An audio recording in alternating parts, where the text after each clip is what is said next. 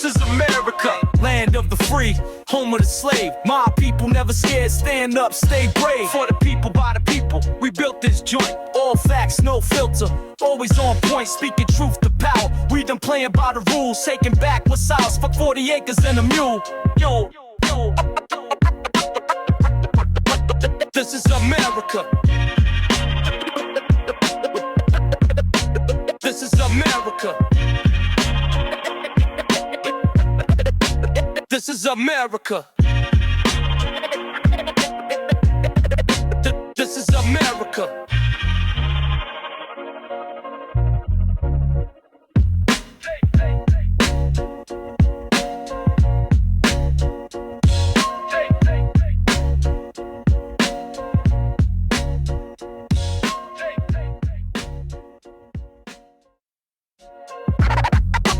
This is America, land of the free, home of the slave. Check.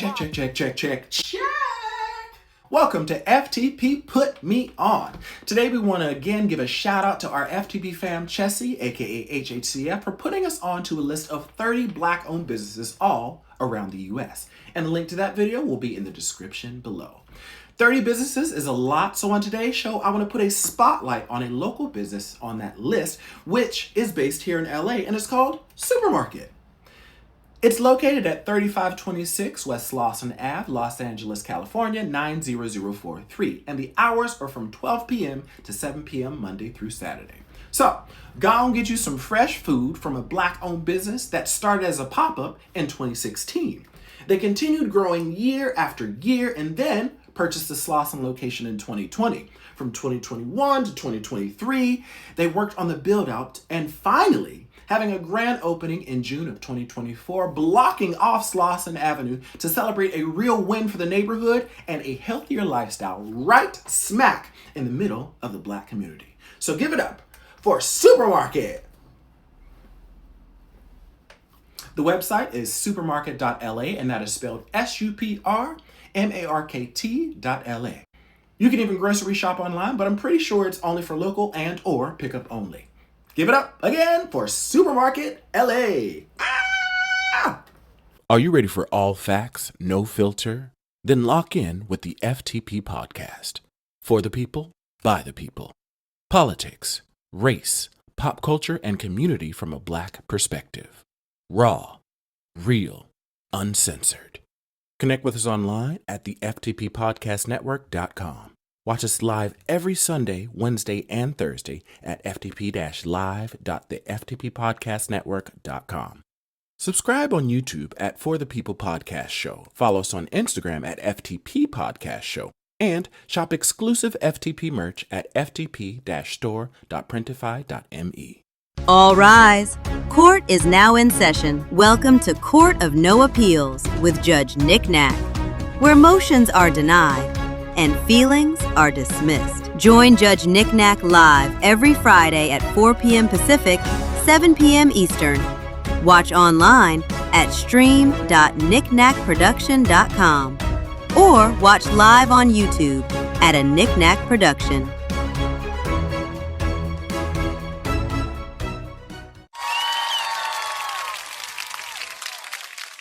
Support a Nick Knack production through Cash App, PayPal, or by shopping our official merch. For more content for the culture, follow and subscribe to a Nick Knack production on YouTube and Instagram.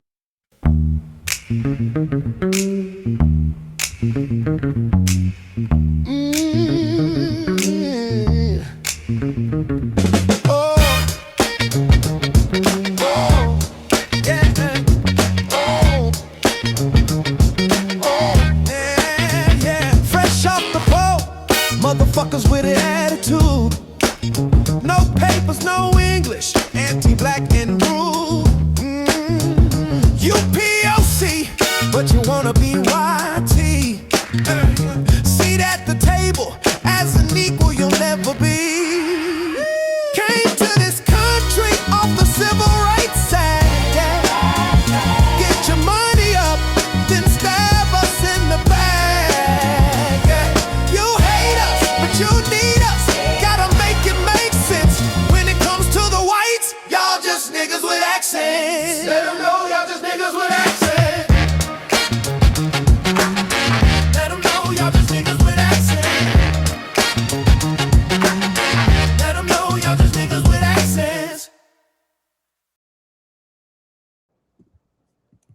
Hey everybody, welcome to For the People podcast. I am your host Vision X, and this show is for the people, by the people, to bring power back to the people. We have a full panel today.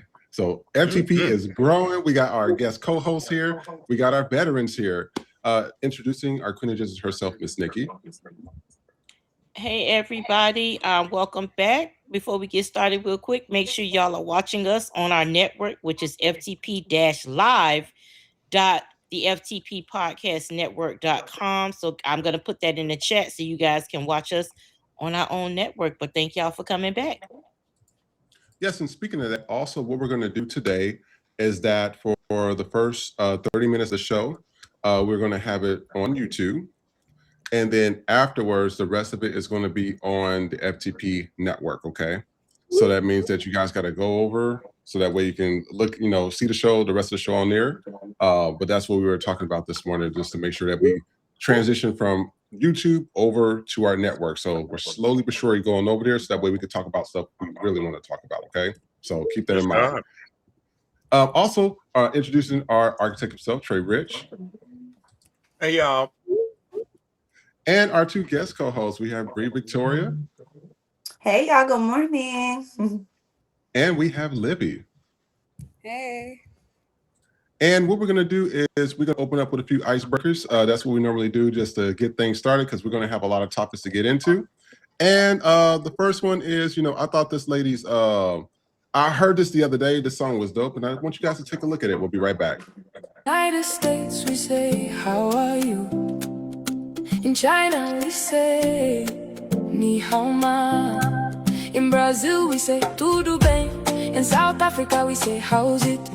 In France, we say, ça va. In Japan, we say, o genki desu ka. In Nigeria, we say, how far? In Australia, we say, how you going? In India, we say, akai se han. In Germany, we... And then we go to this. Take a look. Forever can't find the one and the two. Now, this is what bothers me about this. I'm sitting here like, for them to put that on social media and thought that they were eating that. What is wrong with white folks doing that? What is wrong with y'all doing that? Mayo. What do y'all think of the two videos? A lot of mayo. They got some feedback, I'm sure. Not the one that they wanted, but No, they ignored all of it. I can I'm assure sure. they ignored. Yeah.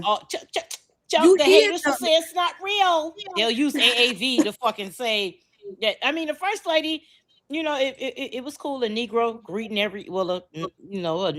Negro nonetheless, greeting, everybody everywhere. Cool. Again, once proving that Black people do what? We welcome everybody. Mm-hmm. You know what I'm saying? It, at the end of the day, it'll still be fuck you, nigger. But hey, we put it out there. The second one is like a fucking like a fucking cattle call. Like it's like that's why you ever see when they try to do Black dances, they be looking so like intent robotic. Yeah. But they be having this mean look because they're literally counting the steps in their head. Where with us, it's natural. Don't get me wrong. I can't. You know what I'm saying? I got a little rhythm like in my head. I'm doing fucking what this shit was. Remember the time? I'm in my head. I'm gliding like a motherfucker. Now in real life, no, but I still feel like I can find the fucking beat. They just all over the place. It's like if you're gonna do our shit. But it's just like no line dance. Go do. We even better at that. It's just like I don't know what to tell y'all to do. Just stop doing that. That's all. I would say it's like my mentor always says Black people are so inclusive that we exclude ourselves. I think that's what that is, Yeah. But Black women created everybody mitochondrial Eve, so that makes sense, I guess. But the other part is, as a professionally trained dancer, you can listen to it and hear that it's off beat. Like I don't need to see it. Yes. When they're stomping and the beat are not coinciding. You can hear it. I don't need to look at the shit to know it's fucked up. Yeah, they made a whole new beat off the like it's two things going on at once. I was confused. Yeah, it was a delay. I'm dead ass. Yeah. I thought there was a delay. I did too. Why is the feet stomping and the music not going. I was confused. Yeah, buddy. Yeah. And what we're about to do is we are going to go into our first heavy topic of today. So everybody's been talking about Oprah. Oprah is on the docket right now for everybody. She is on the docket. And so there's a few videos. And also what I did is I put some of these other content creators on here because they have something to say. And I want you guys to there's 3 videos, and I want you guys to take a look at this and let me know what you think, and we'll be right back. I was watching this clip of Ricky Smiley, and he was disappointed that Oprah Winfrey spoke her version of honesty about Whitney Houston one time. And this is something that really made me think. And it made me think, why is the Black community so uncomfortable with the truth? I want you to see this. Not disrespect, but a version of the truth. Y'all are so out of touch with the Black community and been rich so long that you don't even know not to talk about certain things a certain kind of way. Because if you was really sincere and genuine about people not filming that stuff, then you might as well have told them to film because you brought it up and aired it out anyway. What does it matter? The only thing. And then he has something to say. Take a look. Are hypocrites. And I got some receipts around this, why people are hypocrites over this whole Oprah Whitney thing. And just to preface it, if you don't know, I'm like one of the biggest Whitney Houston fans in the world, if not in the top 0.001% of Whitney Houston fans. I also love Oprah a lot, but not as much as I love Whitney. I don't love any celebrity like I love Whitney Houston. So hear me out on this. Exhibit A, y'all know this man, the late, great Quincy Jones, right? And if you remember his 2008, I believe, memoir, he ran the kids, right? He said Marlon Brando was a hoe that did it with everybody, including James Baldwin, Richard Pryor, I think. And then we'll take one more for Monique. Take a look. You have had on the side with somebody in the industry that you have never told, but it will make an impact on the industry. It would shake a table. Oh my goodness. That's a good question. Baby, if I tell you who I had the secret conversation with, it's going to shake the table. You asked me what I want. I want to know. Jesse Jackson. Okay. That's it. What? Shake the table. Shake the table. Because our brother's no longer with us. Yeah. And it would be unfair. Mm-hmm. So you got to play fair.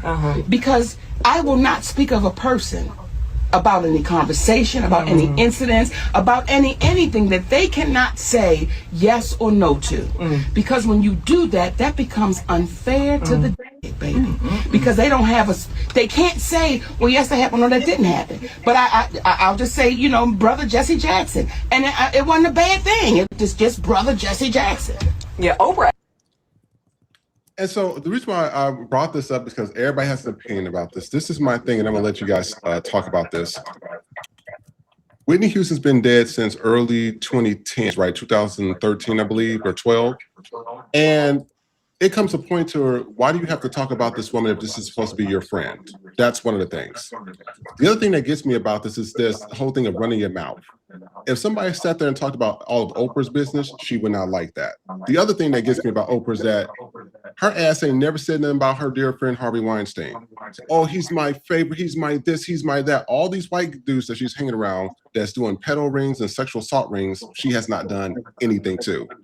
She's also had a history of, if you remember, the Michael Jackson. She tried to interview him. She tried to embarrass him. Toni Braxton spoke about Oprah as well. She said that how she was treated on the show and how she felt about Oprah. Then you have Monique, the whole thing that happened between her and Tyler Perry. Then you got Gail's big oval-faced lampshade ass out here, and what she's doing, she went to Lisa Leslie. This is after Kobe died. She went to Lisa Leslie to talk about Kobe's sexual assault trial. What the hell did that have to do with Lisa Leslie? And she's trying to promote her brand and her books. I keep telling y'all, these two overhead heifers, I'm not feeling them at all. And I keep telling y'all, we got to stop letting celebrity dictate, how we feel about them, because what they're doing is not right. So I want to know what you guys thought about this. I'll let the ladies go. I'm gonna go last. So yeah, It is a hard one, but no. As a journalist, I agree with the questioning. Let's start with the Lisa Leslie thing. I agree with the questioning. It was a segue. She had to ask the question.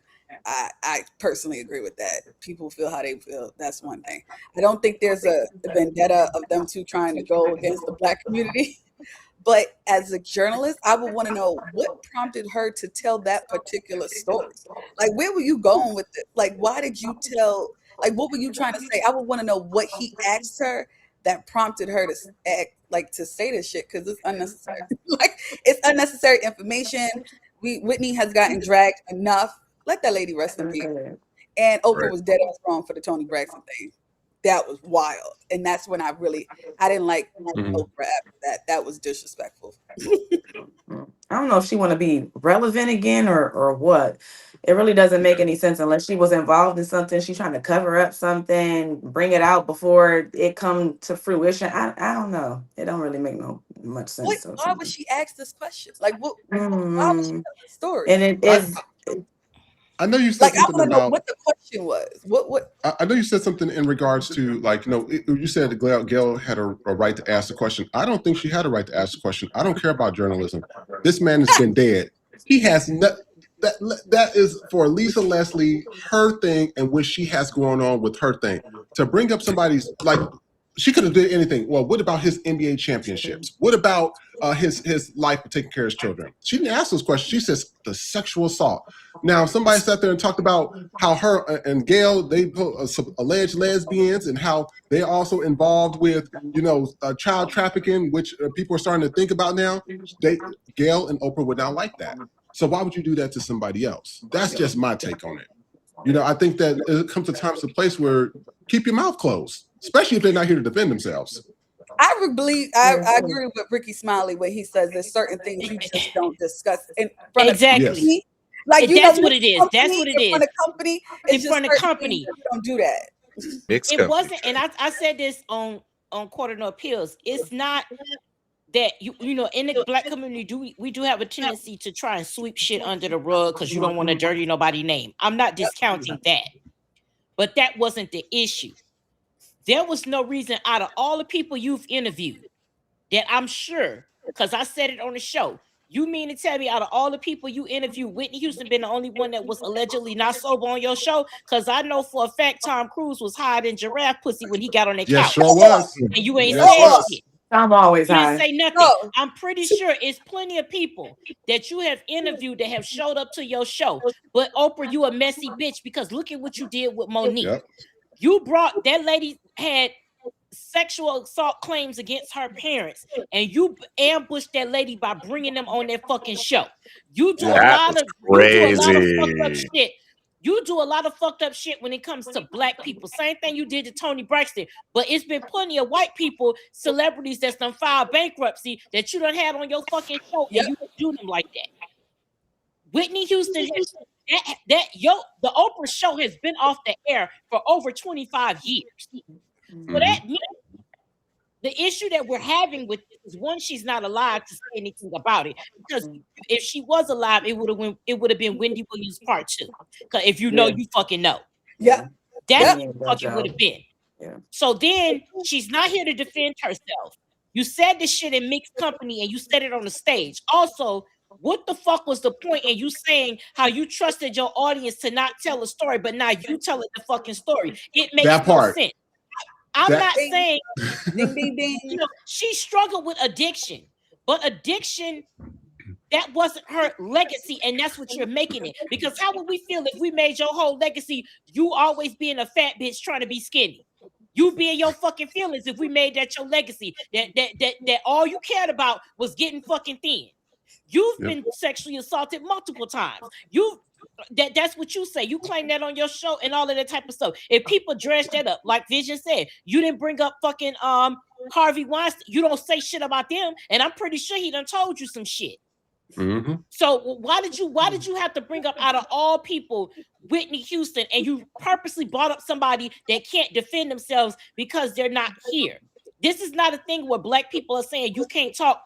You can't say anything about dead people, but we're not trying to memorial. She wasn't a piece of shit person. So this isn't like You're a horrible person, and we're trying to memorialize you in death. It's not about that. She's not here to say, hey, that's true or that's not true. Because unless you were sitting there testing her piss, you don't know what the fuck was going on with that lady. You don't know, unless you was taking a test right there. You don't know if she was dehydrated or what. Because when you watch that interview, she does not seem high. She seems very aware. And also, I'm pretty sure she said it was different days. Okay, when different. She performed and when she did the interview. Okay, so again, regardless, it didn't come out, and apparently it wasn't an NDA with the audience. She said she trusted the audience. So for 20 plus years, if we've never heard this story, if we never saw a clip, why did you feel it relevant to bring that out? Why did you choose somebody? Because that's a calculated decision. You chose to talk about somebody that's not here. Because if the conversation, whatever you had with this guy on stage, was about addiction, you could have picked anybody that's alive, but you chose to pick somebody that couldn't say anything back to you. It's the messiness of it all. Because it's like, bitch, go take your Ozempic head ass and be the billionaire and leave people the fuck alone. We don't care, okay? You skinny now, bitch. She got that Ozempic head. Ozempic catch your shade. Yeah, you got with the shoulder money. pads. Have you seen that outfit with the shoulder pads? Okay, you got your fucking money. You're a billionaire. Yes. Go be a fucking billionaire and go hang out with Jeff Bezos and all them. Because the only reason we see you at a Trump event is because you know you would be canceled. That's the only reason. I've been unsubscribed to your ass. Even before you went on there with The Rock in Hawaii asking niggas for money. Bitch, you could buy Hawaii. What the fuck you asking me for? I ain't got it. Nigga, nobody got it. You fucking got it and you asking us for it. That type of shit. Oprah been left the black table a long time ago. And you want to, and I said this on my show. You can't be white famous until you nigga famous. The only reason the Oprah show got the way it was is because black women was carrying your ass until white women said, oh, let's be on the bandwagon and watch this shit too. Okay? Black women was rocking with you when you had fucking tri-colored eyeshadow all the way up the fuck here, okay? Bitches was rocking with you when you carried all your fucking fat on that goddamn red fly wagon and was so goddamn happy that you lost weight, okay? Black women was with you on that shit. So for you to come out and disparage Whitney Houston, you picked the right one because you fucking know if that lady would have been alive, she wouldn't have said no shit on social media. She would have pulled up at your motherfucking house. Yeah. Brick City. You don't Brick City, okay? That's Nippy from North, nigga. She's not playing them she ain't playing them fucking games. And this goes to show Ricky Smiley was right. It's not that you can't talk about black people and addiction. That's not the conversation you're trying to have. You made it a point to tell a story. What is that story about? That story isn't about her having problems with addiction and trying to get help. You told a story that was embarrassing. You didn't tell a story that was uplifting. You didn't tell a story where this woman is struggling and I'm trying to help her. You literally told a story that you knew would be embarrassing That's what our issue is. The story is embarrassing and there's nothing of it. What is the substance? What are we getting from this conversation that she was high, allegedly? You told the audience not to say nothing. They didn't say nothing, but 25 plus years later, you're going to say something. That's the issue. It ain't that we can't talk about addiction. It's not that we can't talk about celebrities, but you chose to tell an embarrassing story about a woman who can't defend herself and is starting that her whole legacy is starting to become her addiction and not her talent. And you really pull some, for you to be such a journalist, you really pull some clickbaity ass shit, and you should be above that. You're a billionaire. It ain't no reason why you pulling some real clickbait TMZ type shit. That's what the problem is. That's you too, bitch. You literally too old for that. You literally too old for that. Because he asked, your audience is so great and loyal. But can you show us? I guess he asked, can you show us how your audience was this way? And that's why she said it. But I don't think she could have said anything else. I mean, she has hundreds of thousands of people on her show. Yeah. Just bring up your alleged, and this is why I keep telling everybody, we are using this term friend way too They not loosely. friends. I never heard that Whitney and Oprah were friends. Ever. Oprah Because- always tell y'all she ain't got no friends. She said Gail is my friend. Don't she Yeah. always say that though? She always says Gail is my friend. Well, She never but said is any other is she really Gail's friend? Because I would think after 40 plus years of friendship, you would have bought your friend a new wig. That's all I'm saying. I would think after 40 years of friendship, because Yes. the way Oprah hair has changed throughout the decade, Yes. and fucking Gail still got this damn I don't think Gail 27 listened. B That slash little, 30. yeah, that Gail, little and the Barbie wig, doll listen. wig from 10,000 years ago. Yes, bitch is Shit. wearing a wig from. She is wearing that fucking wig from 10,000 BC, bitch. Them girls in that wig, video was moving more listen, than that wig. Listen, that wig could write a book. I know that wig done seen some shit. That wig is that's the friendship right there. The friendship is the motherfucking wig. Because I'm just like, all the money you got and you can't buy this bitch no new hair, like no new hair. I don't think Gail listened to her. Or something, bitch, or just a fucking. Listen, it's 2026, okay? They got wigs that fucking zip and clip, okay? You can zip it and add a new fucking color on this shit. It's no reason why you are walking around with this same fucking wig on. You have the money. You have the money, and it don't even look like a wig for black women. It just looks like you got one of them Raquel Welch wigs on, just fucked up. So Like if she went to Williamsburg and got a wig or something. Yeah. Yes. Ew. If you was really Gail friend, you would have bought your girl a fucking wig. I wouldn't have my people out here like that. I'm a broke bitch, but I ain't gonna have my people out here in a badass wig, okay? Like don't do that. Don't do that. Y'all got too much money But to be, I think it's to be hard looking like wig, soft life. But I guess so. If that's the case, that's the motherfucking poster girl for hard wig soft life. Because that motherfucking wig is rough. Okay, that wig. Look at her that wig network. seen She some got a shit. soft life. She got a think soft Oprah life And a hard wig. And that wig is crispy. That wig is crispier than a motherfucker. So you know what? And you know it absolutely stink too. It probably smell like ancestral hate and earring backs. Yeah. It really Not earring back. it really does.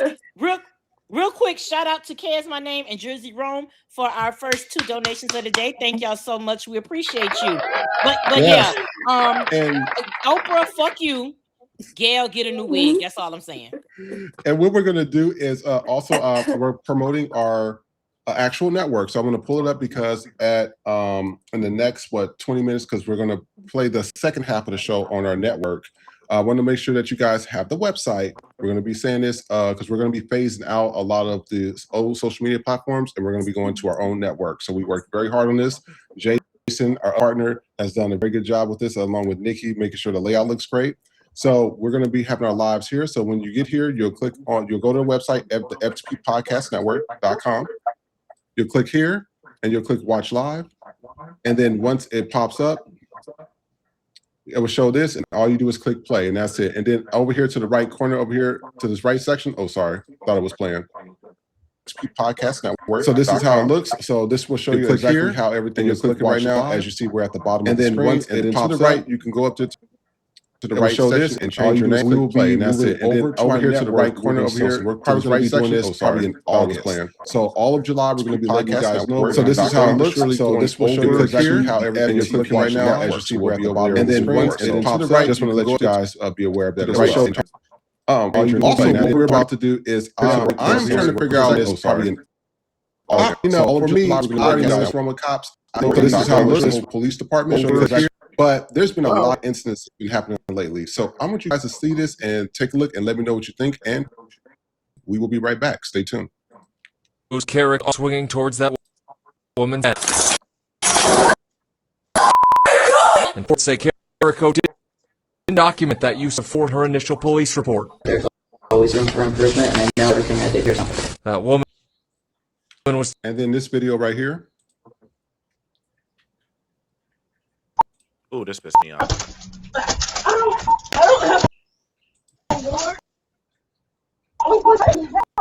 Let go! Let go! Let go! I got her! A former North Carolina police officer seen on video repeatedly punching a woman. And this video as well. Take a look. Bro, okay, just let him take you, bro. Chill. Bro, he is the one that's driving. Why you? Bro, why y'all? Get off of me, bro. Chill, bro. Just let him take you. Chill. Okay, I'm record that shit. Yo, what the? I'm gonna screw you out. Bro. That's what I said. A bunch of pussies. Yo, stop. He just punched me for no. Yo, why y'all doing that? Driving, bro. Why y'all doing that? Y'all don't gotta do that, bro. What the? Bro, my finger's broken. Hey, yeah, his fingers fucked up. Bro, for what? And this one was a recent one a while back. Take a look at this. Stay. I ain't doing shit, bro. I got gun right there. I'm not doing that. Oh yeah. I'm saying what you saying. Oh yeah, fuck. I'm not. Oh my god. Fuck up. Okay. Down. Oh my fuck. Oh my god.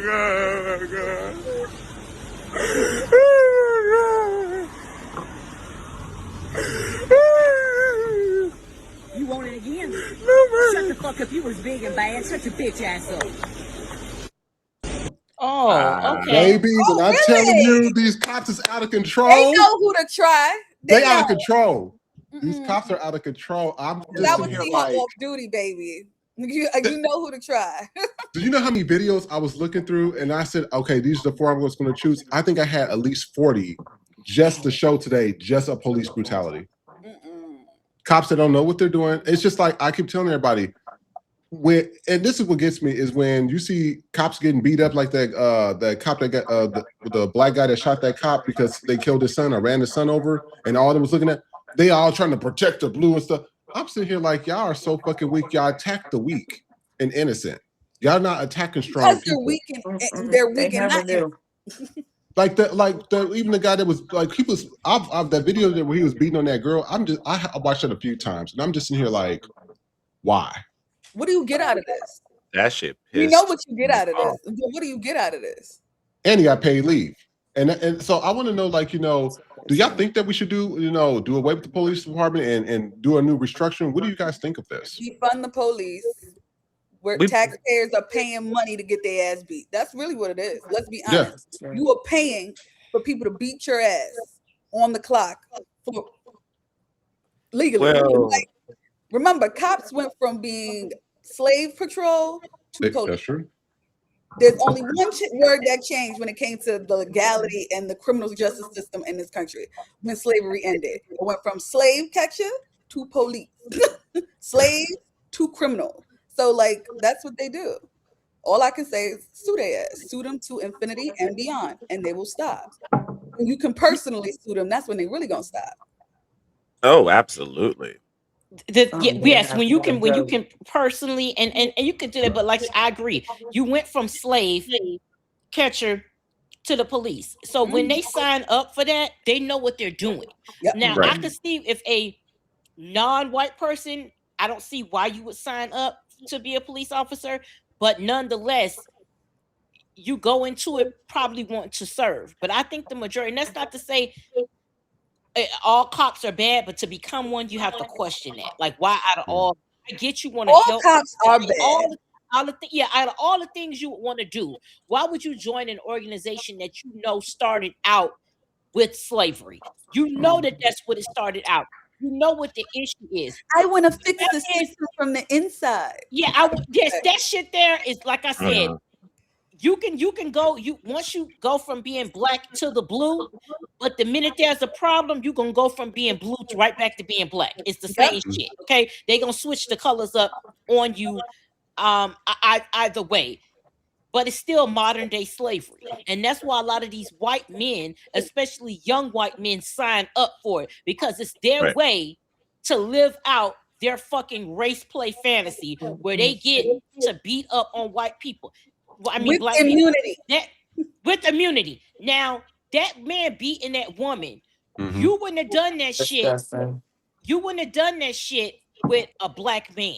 Oh no, because you would have got your a ass. big burly ass black man would have beat his ass and Exactly. killed But him. you chose, they go after people, they go after black women, Mhm. they go after people with mental disabilities, and then you claim that you're in fear for your life. There's the way you was punching that woman, there's no way you're in fear of your fucking life. And the thing is, the reason why they continue to do it is that they're gonna get a paid vacation. I get to whoop a nigga's ass and go on vacation. That's literally On what his you're doing. dime. Yeah. On his dime. On his dime. On they dime. So you get to fuck somebody up. You get the so to them it's a dream job. It's I get to beat and kill niggas. I get to beat and kill niggas and then take a vacation when I do it. Who the fuck wouldn't want to sign up for that shit? Who wouldn't? You know what I'm saying? Vacation too. Paid vacation. They never fully I don't understand what is the point of body cameras and shit if you're gonna ignore what the fuck you're seeing. What is the point of having that? What is the point? If you turn your body camera off, you should immediately be fired. Unless it can be determined that there was a glitch that caused it to go off, you should be fired. Because why do you not want people to see? Shit on. Exactly. They don't even turn it on. And so I do think you defund the police because niggas don't call the police any fucking way. Because what's gonna happen? If there's a crime in our area, you're not coming until an hour plus later. Right. So the only way for us to get some assistance is you call and sound like a white bitch. If you call the police, you gotta sound like a white bitch. It works. If we don't ask Hi, I was just there's some black guy in my neighborhood. Can you please get us fast? Oh my god. It works. I'm so serious. And they be mad as hell when they come and see my little black ass. Exactly. And then they'll come and then it's a fucking issue. So it's just like the police is just never gonna be a good thing because all of you doing, you're literally getting paid to murder us. So it's modern day slavery. You're literally getting paid to murder us. So that makes it doubly infuriating when people of color try to use the whole, well, if you don't help us, you're next line. Bitch, we first. We been first. We still first. So don't give us that bullshit. Okay, right. We the blueprint for everything, including ass whoopings. Okay, like what the fuck do you like they what the beat fuck? That man on the pedestal bridge with clubs. They beat John Lewis' ass in front of the whole world. Like exactly. So it's just like, you know, when we as black people, and I'll go even when you see let's go to Tory and Meg situation, present day. As wrong as that bitch was, she still saw him as a black man first and didn't call the police. For all you dumb motherfuckers that think she filed the charges, she did. It was the state. But when the police showed up, she still covered his ass. In that moment, as a black woman, she saw him as a black man and knew what they would possibly do to him. Not in defense of her, but so that they could just get away with whooping a nigga's ass. So even in that moment, black women protect black men from the fucking police because we know what you may end up with. So black women go through a lot of shit in our neighborhoods, violence and everything, but we don't call because you motherfuckers are supposed to help and you might make the shit worse. Worse. Every time. Always. Every time. Make it worse. Always. So it's like no point. It's no point in you being here because the police don't need to exist because all you motherfuckers are scared. Every last one of you police officers, I'm in fear for my life. I ain't never seen a bunch of pussies. I ain't never seen a bunch of pussies get a tough job ever. Why? Think about it. Who from high school becomes a cop? Think about the person you went to high school with that becomes a cop. Exactly. Pussy ass motherfucker. It's the one who either they might have been in football, but they fucking peaked and they upset that they peaked. Either that ROTC. Or they always got bullied. They was always an incel. They got bullied. They didn't get no pussy. So now they got to take. Let me tell you something. This all goes back. The world is fucked up because don't nobody want to fuck white men. I'm telling y'all right now, it goes back to that. White men can't get no pussy, so we all gotta die. We all gotta suffer. We all suffering. Listen, white men can't get no pussy. White men can't get no pussy. No so underage pussy. That's what it is. Yeah, well, they can't. You're right. They can't get underage pussy. So everybody. Oh, they steal that. They steal that. Like they steal everything the fuck else. But for the most part, nobody wants to fuck these white men consensually. White men can't get no consensual pussy. So this is why the world is fucked up. This is why the world is fucked up. So white women, if you could please get on your fucking job and get these white men some consensual pussy. Help make the world They better. job to the slaves during slavery. Because how could you sleep in the bed with a motherfucker that was raping the slaves? Remember, Thomas Jefferson had a baby with his sister-in-law. That was his wife's half sister. How could you sleep with this motherfucker knowing that he having kids with your half sister? Because well, as long as I, as the lady of the house, get to tell niggers what to do, I'll take it. That's exactly what white women will fall in line with the patriarchy. The only perk of patriarchy for white women is white privilege, because white privilege is the one thing they have over black women. They have nothing else over black women is white privilege. That's it. If you take the white privilege away, they fucked. If you take that white privilege away, they have nothing. That's why they hold on so tight. Oh yeah, That's exactly. why they vote against their gender every time. They choose their race every time. But going back to the cops, I always say there are no good cops, because good cops watch bad cops do bad things and don't say nothing. They pick gold, blue over everything. Don't matter if you black, white, purple, green. That's why personally, I don't deal with black cops. If I got to deal with a black cop, I tell them go get your white boys, because I'm not dealing with you. You want another type of psyche that I can't even get into, that my psychology classes couldn't even begin to break down. So I don't have time for you. Go get your white boys. I'd rather deal with him. You know what's funny? You just said that, like, it's this whole thing about protect the blue, but you know what's interesting about that is that, you know, they're trying to get this 1.8 billion police reparations fund for the January 6ers and stuff. And I'm sitting here like, so what happened to Purdue? What happened to, law enforcement? I said, it seemed like white folks choose and pick what's when they what's use them as their slave catchers, as their personal bodyguards and security force, then they hate them. Honky tonk duck dynasty motherfuckers don't like police. My family's from South Carolina. Them backwoods, they don't like law enforcement. They don't like government. They're Republicans. They don't believe in big government, so they don't like police. Republicans really don't like police. They use them as their stick dogs. That is true, especially in Kansas. And what we're going to do, we're going to have one more segment before we go to our commercial break, and then we go to our network. I'm saying this throughout this show, so when we come back from commercial break, we won't be on YouTube at that time. We will be on the FTP network. It'll still be a continuous show, but we'll be on there. I'm going to pull up the website again for you guys, and we also put it in the chat as well. It's the ftpnetwork.com. And so you'll go there. And so once you go there, you'll click on FTP Live, this button right here, and watch live. Once you're done, it's going to this right here. And all you have to do is click play, and it'll play for you. And so this is us currently doing a live show right now. To change your name, you're going to go over here to the right where my ticker is, or where our three photos are. And you click the down and just change your name. And then when you change your name, we'll see all your chats. Everything will still be the same, but we're slowly but surely moving from a lot of the social media platforms over to our own platform. So I just want to let you guys know that, aware of that, okay? So what we're going to do before we go into our commercial break, I wanted to show this because they always get mad at me and Nikki. Me and Nikki had 2 or 3 episodes, more than that, where we talked about hygiene. White folks on these platforms talking about, I don't wash my ass, I don't wash my hands, I don't brush my teeth, I don't use the bread. So I just want to show you, this is another video of this, and then this is going to dry segue brush. into, That's what they say. I'll be sitting here like, what are y'all talking about? But this video is pretty much this. They say this is why 6% of white people were wiped out during the European plague. She asked a question. She says, when's the last time you washed your ass? Take a look. We'll be right back. Today we are going to ask students how many days it's been since they've showered. I'll go first. Mine's been 0 because I showered this morning. 28. 28. Oh. 28. 28. 28 days? 48.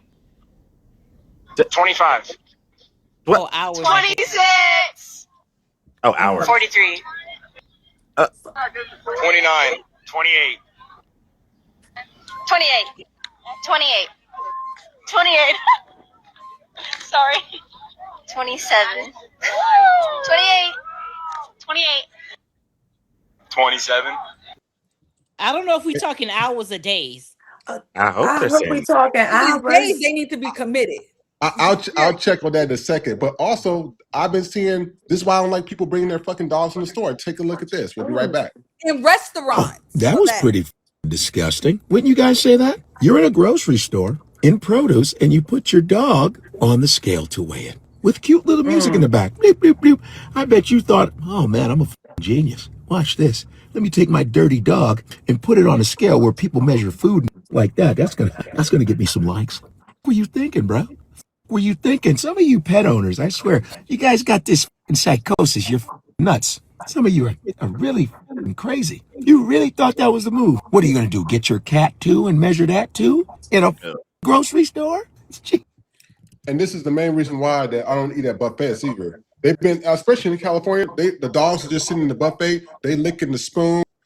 They on the table barking, and I'm just sitting here like the whole place just smell like dog and wet ass. I'm just like, are y'all serious, dude? No, they bring them in fancy restaurants in New York. Yes, I'm paying for ambiance. Why are you bringing your dog? Trash, but I'm paying for ambiance. I didn't come here to be with your fucking dog or your baby, but that's another story. If I walk in the Publix, if I walk in a motherfucking Publix, and I see a bitch put a dog on the scale, somebody's going to. I'm cussing you out to where your ancestors don't hear. Because what the fuck are we doing? This is what I'm saying. You listen, you alabaster base bitches. Y'all ain't never gonna beat these fucking allegations of being nasty. You motherfuckers kiss. Now I know it may be different. I kiss they cats have a mouth, but you know how I do Jean Grey on the nose and stuff like that. But y'all literally be licking let that dog lick your whole fucking face. You bitches will literally sit there. Mind you, this dog licks its own asshole. Yep. But you will literally sit there. You will eat something, give it to the dog, and with the same fucking finger, go back and y'all are so fucking nasty. Y'all are just so. That's why you don't eat at their house. Exactly. I wonder why somebody got sepsis. In the That's Tupperware on the pots this one on lady the counter while they're cooking. No. That's the shit. Let me tell you something. This is a black ass household, and Jean Grey, no, don't you get the fuck on this counter. This shit ain't. The minute I see her eyeballing that bitch, you better get the one time she jumped on the refrigerator. If you don't get your ass, I don't give a fuck. She was looking like, damn, can I make this jump? You better. You got your ass up and you better get the fuck down. Like she was evaluating some shit. I'm like, hey, risk it, nigga. You got 9 lives. Fuck it. You gonna have 8 after this, but get the fuck down. You like lose one a day. You know what I'm saying? You got 8 left in this bitch, but you gonna have to get the fuck down. They're nasty. They're fucking nasty. And it's just like, it's so infuriating because y'all have the audacity to act like y'all superior people and y'all fucking Neanderthals. And the Moors had to teach you how to wash your ass. How do you go? And low key, I'm not even gonna hold y'all. I don't think they was talking hours. I think they was talking days. I think they was talking days. But I'm just hoping it was hours. But this is the thing. This is the thing. After a good 8 hours, I would say 8 to 12 hours, especially when it gets hot. If you're in the comfort of your own home, it's different, I guess, because you're cool and shit. I didn't leave the house in 3 days. Don't judge me. Exactly. If you don't, but if you're out and about in the world and it's already heat and humidity in this motherfucker, and at a certain point, if you're a man or woman, you're gonna feel it. It's not necessarily the smell, but your body. You're going to start to feel, especially in grimy. summer. You're going to feel like, damn. If you're a woman, after a certain amount of hours, and you've been out and about, and you've been doing shit, and and you don't wash your ass, you're gonna feel your pussy being funky. You might not smell like this, but you're gonna feel. What about the chicks that's having sex? Exactly. And the ones that's on their period, 28 days that went by. One of them menstruated by now. Y'all just nasty. But think about it. You got 2 white people that's married, boyfriend, girlfriend. Neither one of them is washing their ass. I know that fucking room smell like a goddamn farm because it ain't no fucking way. It's no fucking. I Did don't you not understand. see the clip of the woman that was like, "Oh, she's tired of her boyfriend, husband. He's nasty," and you saw his side of the bed was the sheets were black, and dirty, and he doesn't shower, he doesn't do this, he doesn't do that. But and you fucking him. Marry him. But you marry him, and then you lay with him every night. Exactly. You just as dirty as far as I'm concerned. You just as because you accepting it. fucking dirty. He hasn't showered in a month, but I bet you y'all been fucking all month. I bet exactly. And you sucking his whole nasty stinking dick too. That's nasty. That's nasty. He's next to him. That's nasty. First of all, when you sleep, everybody sweats. Now, some of you motherfuckers sweat more than the rest of us, and y'all need to shower. But like, if you sweat at night, and if you're one of those people that excessively sweat, like I have a friend that wakes up in a pool of sweat every morning. Oof. You have to shower. Yes, you do. Disgusting. Between the sweat and the drool, that's disgusting. You smell like stank ass, wet ass paper and ass and just nastiness. Smell like Book and Hennessy. That's Let me play devil's advocate. Let me play devil's advocate. With hygiene, you're gonna play devil's advocate. You know, with in law hygiene? school, we banned that shit. Lord. We literally were like, millennials were like, we not doing devil's advocate no more.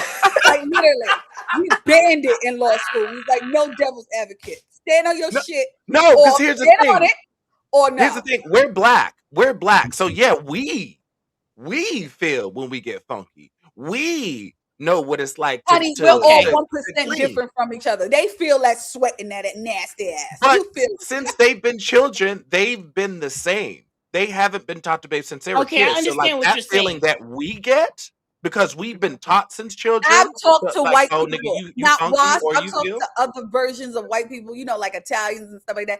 No, Yeah. they feel it, and then some of these motherfuckers be ignoring it. They ignore it. I had a white roommate. But it does. It starts. But you know what? But they ignore it. They know it. But you know what? It starts at the home because the parents That's ain't true. washing their ass. So they do, because that's why the fact that you don't know what a washcloth is, it's baffling wild. to me. It's wild. that You like, and then you try to make it seem like there's something wrong with using a washcloth. No, it's not wrong with using a washcloth. You're just a dirty bitch. That's what the fuck it is. And you know what? You white people think you slick.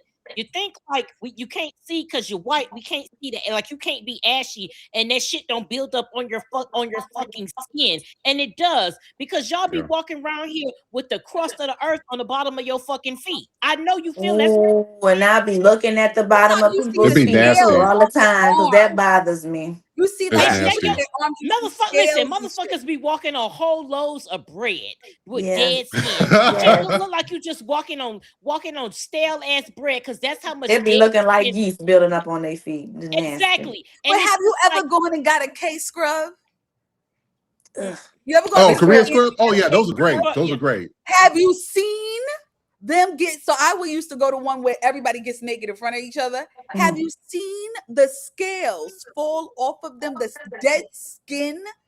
There's no dead skin that comes off on me. I get discounts because I use a washcloth. Nothing comes off. Nothing. Everything is coming off of them. On the floor, you see just scales like they're reptiles. It's scales and scales of dead skin. Well, imagine not scrubbing your skin for decades. I'll do you one better. My dermatologist and my estheticians. Do you know that when they're having to do hair removal, they have to literally tell the people, "Hey, could you please go and wipe and clean up down there?" Because they would literally come and they would tell the. I said they would come to their dermatologist. Can you please wipe me so you can laser remove me? He's like, hell no, I'm not going to do that. Are you serious? You're responsible for your own hygiene. You want me to bathe you too? Her boyfriend, the client's boyfriend, like cum was on the table. Okay, I'm good. Out of her vagina. That I'm was straight. unfair. Like what? Yeah, we straight on it. We straight on it. What if you just had sex? And she said it. She said, "Oh, we just had sex." If you just had sex, why would you go get a wax after?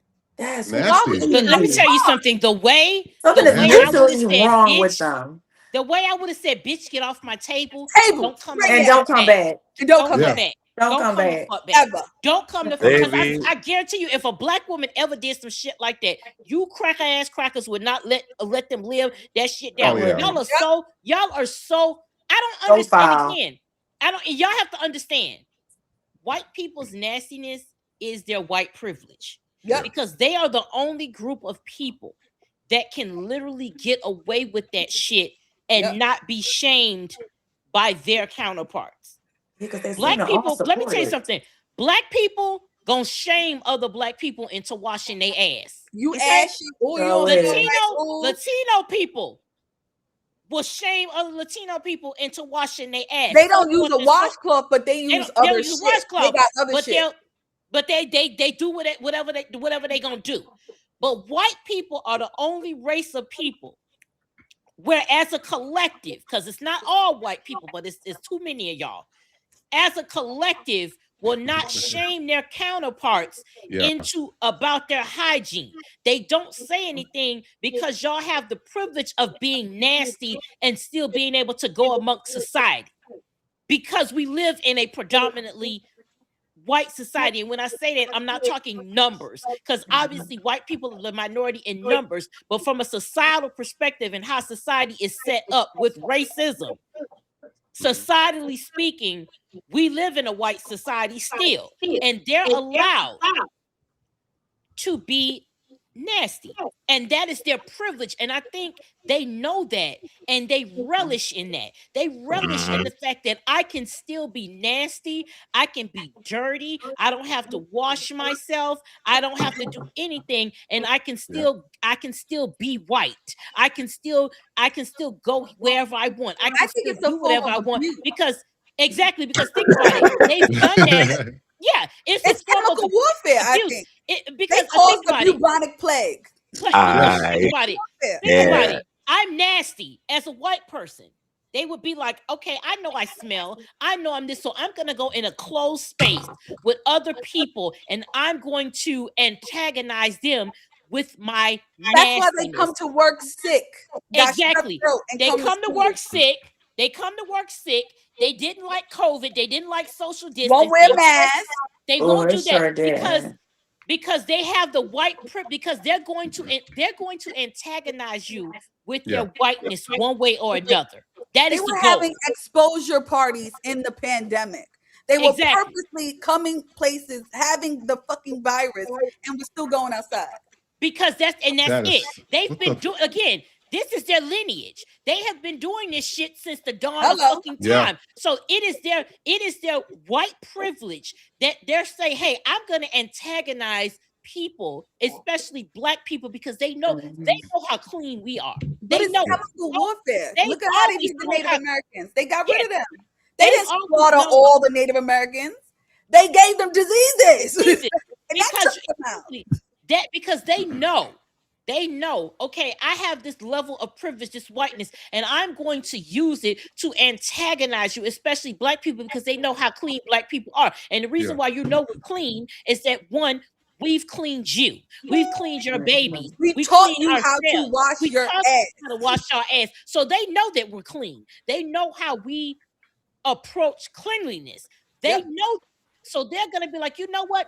I'm going to attack you one way or the other. And if my funky ass body is going to, if I can use it to antagonize you, I will. And that's exactly what they do. They know what they're doing when they're choosing to not take a shower. They know that. They know that in social media, it's going to get them clicks and views. They know that it's rage bait against us because we're so clean. They're going to use it one way or another. They're going to antagonize us with their funkiness. And that is something that only white people can do. I don't care how you grew up. After 18, there are no excuses for none of the bullshit. After 18, it's on you. You know you smell rank. You know how you smell when you're clean, and you know how you smell when you ain't clean. So you know that bullshit about how they grew up and blah blah blah. No, you know your shit ain't right. Yeah, but they raising their babies like that. They're telling, we for the first couple of months we didn't bathe our baby. So what the fuck are you doing? And so that means you're bringing a baby. Oh, you didn't see the white girl that died from lice this week? No. You didn't see the white from lice? That's crazy. Girl that died from having a lice infestation. She had so many lice all over her body. She died. I'm like, how the fuck you can die from lice? That's crazy. Her parents' house, and the house was like a hoarder's paradise. No white girl died from lice. Google it. Y'all know what? Well, how you died from lice? She had more lice on her than body hair. That's disgusting. How do you let your kid walk around like that? We good. You know how many people that little girl exposed to lice? Like that white guy that let his daughter on the plane with lice. And they got fucking banned and kicked off the plane. The lice were jumping off her head. Oh, I put a hat on her. Oh, y'all no. remember that a couple years ago? You got me itching. No, you gotta go. Nah. I'm itching. The lice were jumping off the little girl head. That's making my skin crawl. It is. Yeah, I'm good. And they were like, you can't get on a plane like this. No, I'll put a hat on her. And they don't care. They Let me tell you something. If the no-fly list, white people know what they be doing. Because if the no-fly list didn't exist, the way we fuck y'all up on these goddamn planes, that's the one place y'all you up should in get. airports, Yes. they know. That's why they start shit in the airport, because they know that's the one place that we can't get their ass the way we want to get their ass, because we don't want to be on the no-fly list. Did you see that Carnival cruise this week? That was crowded. It was like all those lines. It was scrapping.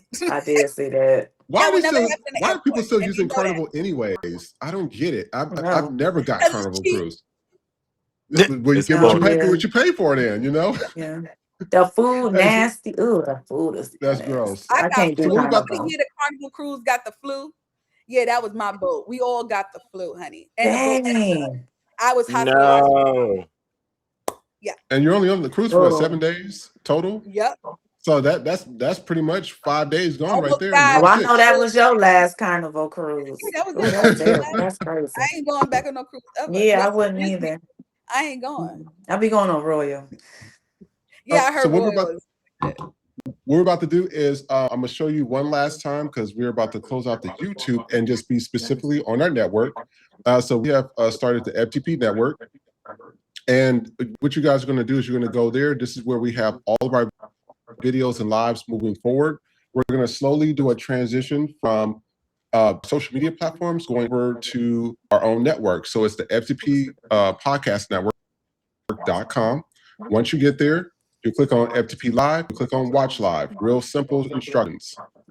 Once you're there, you'll go there, and all you have to do is just play the video, and the video will pop up. And so it will come up like this. This is live, and all you have to do is play the video. Right here, I changed my name over here. It was Stowe Watson, but I changed it to Vision. So you just change your name, and we see all your comments. So we see Tiku, we see Germany, Asia, Markia Love Tacos. So that's a new person. So we see all y'all stuff in there. So we will not be on YouTube for the rest of the day. We will be back on YouTube on Wednesday, but again, we're going to be only doing an hour initially for the first show, and then after that, we're going to be going to our network, because we're slowly phasing out our network. I mean, our social media on YouTube. Okay, so I want to let you guys know that as well.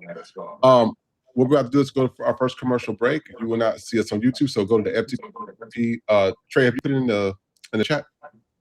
Yeah. The network.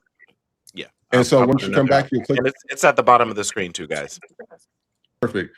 If you have any questions or issues, just make sure to DM us, or you can email us. The show will go on, but we're about to go to our first commercial break, and we will see you right back on the network. Stay tuned. Trey Rich Live is here with the summer anthem, Black Boy Joy. Turn it up, drop it low, catch the vibe. Black Boy Joy, out now, streaming on all platforms. Black Boy Joy merch is exclusively available at the FTP store. Order now at ftp-store.printify.me.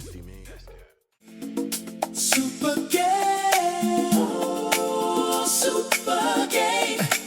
That's what I am. Super gay. Super gay. Oh, super gay. Say it again now. Oh, super gay. Super gay. Right on. Can you hear me? Super gay. Uh-huh. Yeah. Started as a bottom, now I'm here. Ain't afraid of dick. Put my lips to the shit with no fear. I'm big pride pimpin', got my hoes on the stroll, selling rainbow bussy, and it's out of control. My bottom's got that sunshine, throw it up in the air. Bitch, better have my money, cause I don't play fair. I'm a super gay nigga, out here in these streets. My hoes call me Arbis, cause I got the meats. Pride pimpin' is easy when you got that swag, but I'll not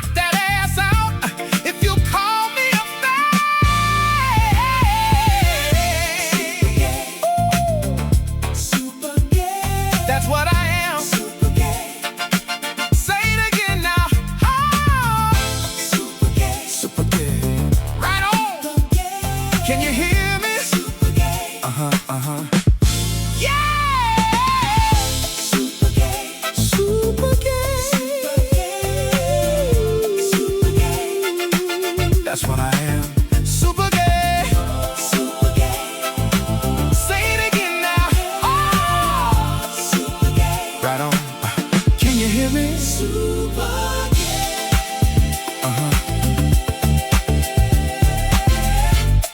Yeah. Super gay.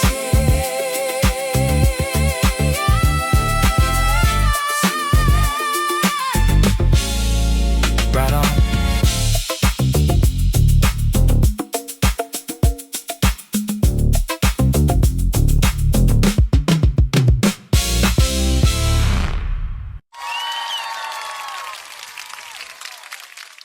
All rise.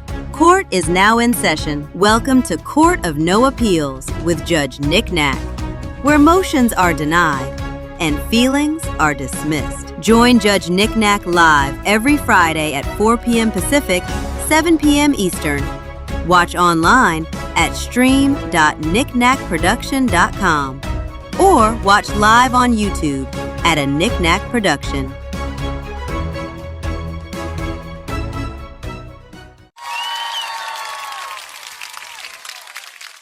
Support a Nick Knack production through Cash App, PayPal, or by shopping our official merch. For more content for the culture, follow and subscribe to a Nick Knack production on YouTube and Instagram. Super gay.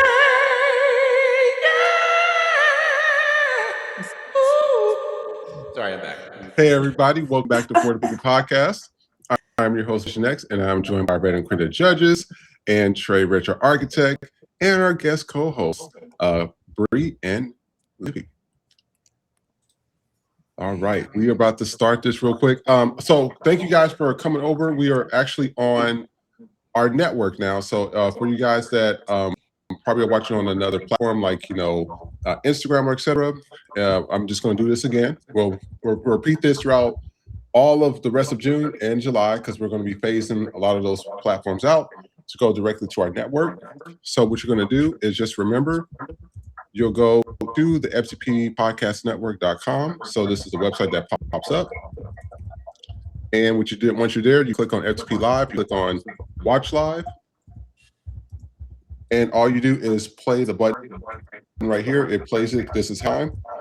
And to the right over here, you click this drop down, which is you can change your name and you'll just change it. So we are officially on the network. A lot of people are starting to join. So this will be happening all throughout the rest of June and July. So we just want to make sure you guys are aware of that.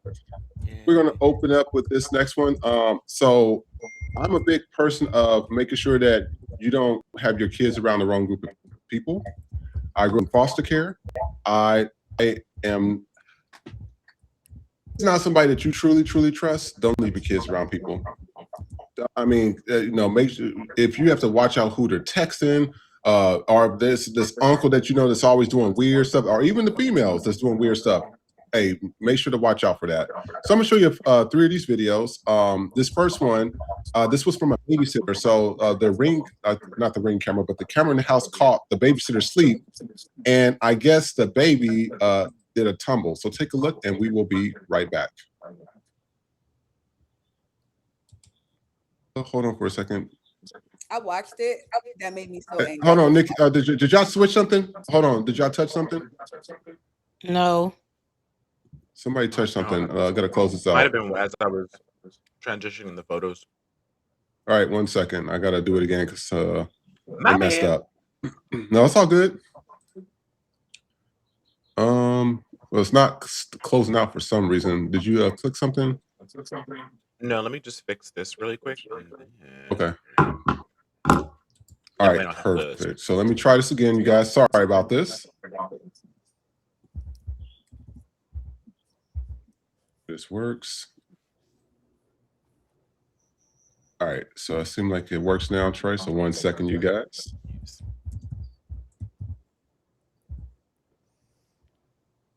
Why is it not working now?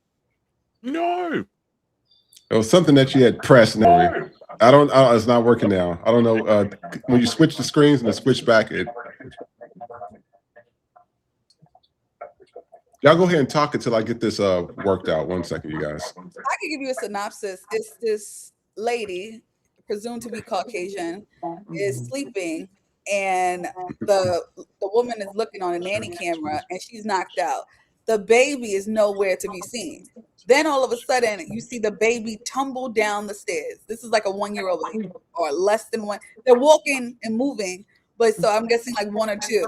Tumbles down the stairs, and she's still asleep.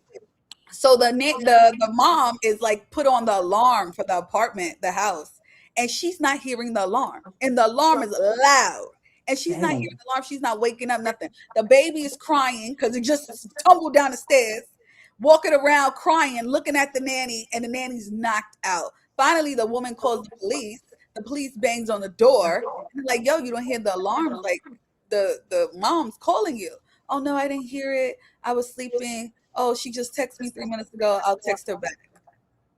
Wow. Fast forward, the woman still wanted to be paid and did not acknowledge the incident. I think the mom is Asian. I think the kid is Asian and the nanny is white. Doesn't matter the race. That's insanity. The baby tumbled down 2 flights of stairs. Like the baby could have died. Could have snapped his neck, anything. And you're not. Well, you know, white people don't watch their own children. They damn sure ain't gonna watch nobody else's. Hello, ding ding ding. Like, why y'all having kids and you don't have a proper nanny? Or this look like a lady she just paid to come to the house. This don't look like a nanny. You know what I mean? Like, I'm sorry, I believe you should have a nanny. Someone. Yeah, I'm also not about to have nobody around my kids, and I don't really know too much about them. So if she don't really know much about them, that was also shame on her ass too. It got to come from like an agency, or au pair or something. Like, it just can't be just random chick from up to buck. Yeah. She was a like, neighbor from down the street. Yeah, like somebody's daughter or something. Like, girl, how you sleep that hard? When you hear this alarm, you're gonna be like, what the fuck? Like, how did you sleep through that? I feel like the fact that she slept through the alarm, that's definitely wild. Was the stairs carpeted or was they hardwood? Carpeted, I think. Oh, well, thank gosh. That baby bounced that down. helped cushion the fall just a little. But why was the baby not into something secure? True. Yes, babies crawl out of cribs. Yeah, very true. They do be getting out of some stuff, but that wasn't the case. That baby was upstairs, not secure. Why were you not? He was knocked out. I would have actually thought something was wrong with the lady. I'm like, well, damn, is yeah, she still alive? Because that's what she thought. After alarm went off, like you couldn't, and then she didn't hear the knocking for like a good 30 seconds. Like the police are banging on the door, and that was gonna cost too for the police to come over to her house. I know that lady was pissed. Yeah. Oh gosh, I would have dragged her down the damn stairs. Yeah, we about to take you down there down too, because that's I'm crazy. certified whooping your ass. You got me fucked up. Why was my kid unsupervised sleeping? I don't care what they were doing. Why would they not in your line of sight? Somebody could crawl through the window. They kidnapping kids. Yeah, anything. Why the kid not in your eyesight? You want to go to sleep? Go to sleep with the kid. She wouldn't have got paid or nothing. She just would have got her ass beat. She would have got her ass would have been and locked the fuck up. Yeah. Because that's neglect. Child neglect. You going to jail. Right. No, if you're my nanny, you're paid to be alive and awake. And awake. My child. I don't care how long you gotta be up. Yeah. Fuck. Nah. And you gonna want the money? And you know how kids under 2 are if you actually my nanny like that. No. And you thought you was gonna get paid. That's the wild part. She demanded payment. That's what the caption Lies said. you tell. Demand. You would have been getting bail money, bitch, because you I'm whoop your ass and we both gonna need bail. I would have beat shit down her leg. Like, what do you mean? Yeah, that's so exactly. But I think it's more alarming when you see the video. That's when you're gonna be like, because the baby just goes down the stairs. Dang. It hit damn near every step. Like, baby could have hit their head and brain damage, shaking baby syndrome. No. I ain't having no kids, child. Fuck that. Because I would go to jail. Yeah. I'd be under the jail and be happy about it in my mugshot because you got me fucked up. For less. That's why people ain't Proudly smiling. For less. Oh, y'all ready to see Well, this shit? I do apologize about this, you guys. I don't know what happened when we Trey, when you clicked on something, but I done fucked something up, y'all. Yeah, so we'll fix it during another show. When we off the stream, Ike gonna beat my ass. But not Ike. There's a few videos. This one right here. So this was in Australia. Australia arrested after a missing teen boy's body was found in a suitcase. I want you to take a look at the whole thing. This is the problem. This also happened, I believe, in Colombia. This was a big story a couple of weeks ago where there was this this white dude from America that goes to Colombia and he molests the boys. And so on the balcony. On the balcony. In front of everybody. Everybody. In broad daylight. It's their culture. It's in their culture. It's in their DNA. I think they like incest. I think they like genocide. I think they really get off on stuff like that. And this is another video. Take a look. We'll be right back.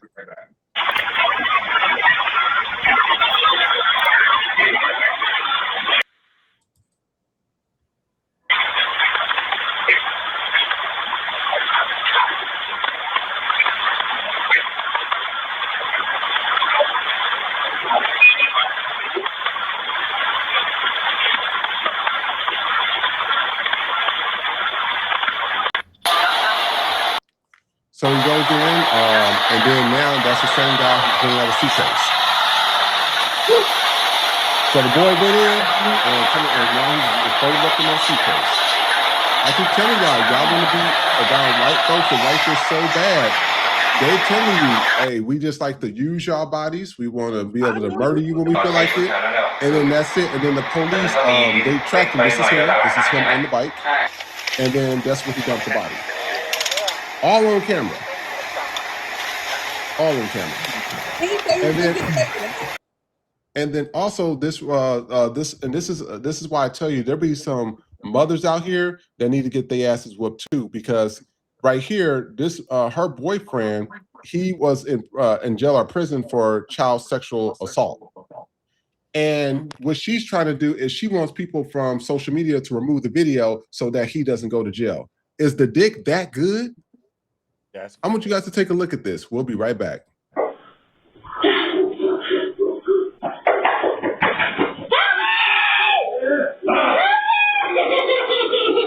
Come on. No, don't want to be here anymore.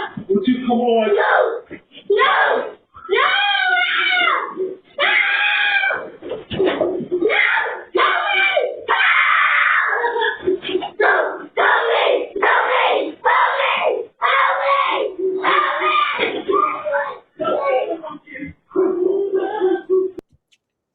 So this is her, Kiera Barnes, update.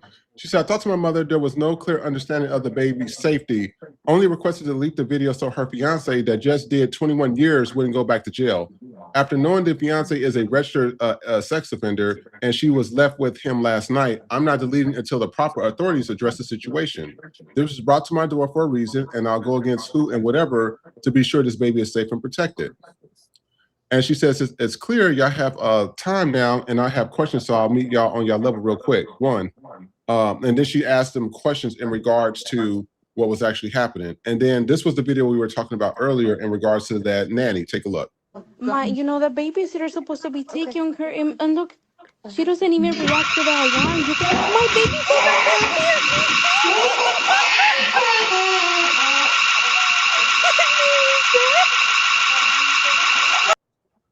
And the lady didn't even wake up.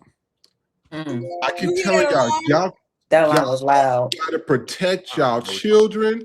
If y'all know it's a family member that's out there that's male or female, and they know that what their partner's molesting them, and you're a part, try to get that child in your custody. Because this stuff right here, this is why I be telling people, I said this sexual predator stuff, this stuff runs real deep.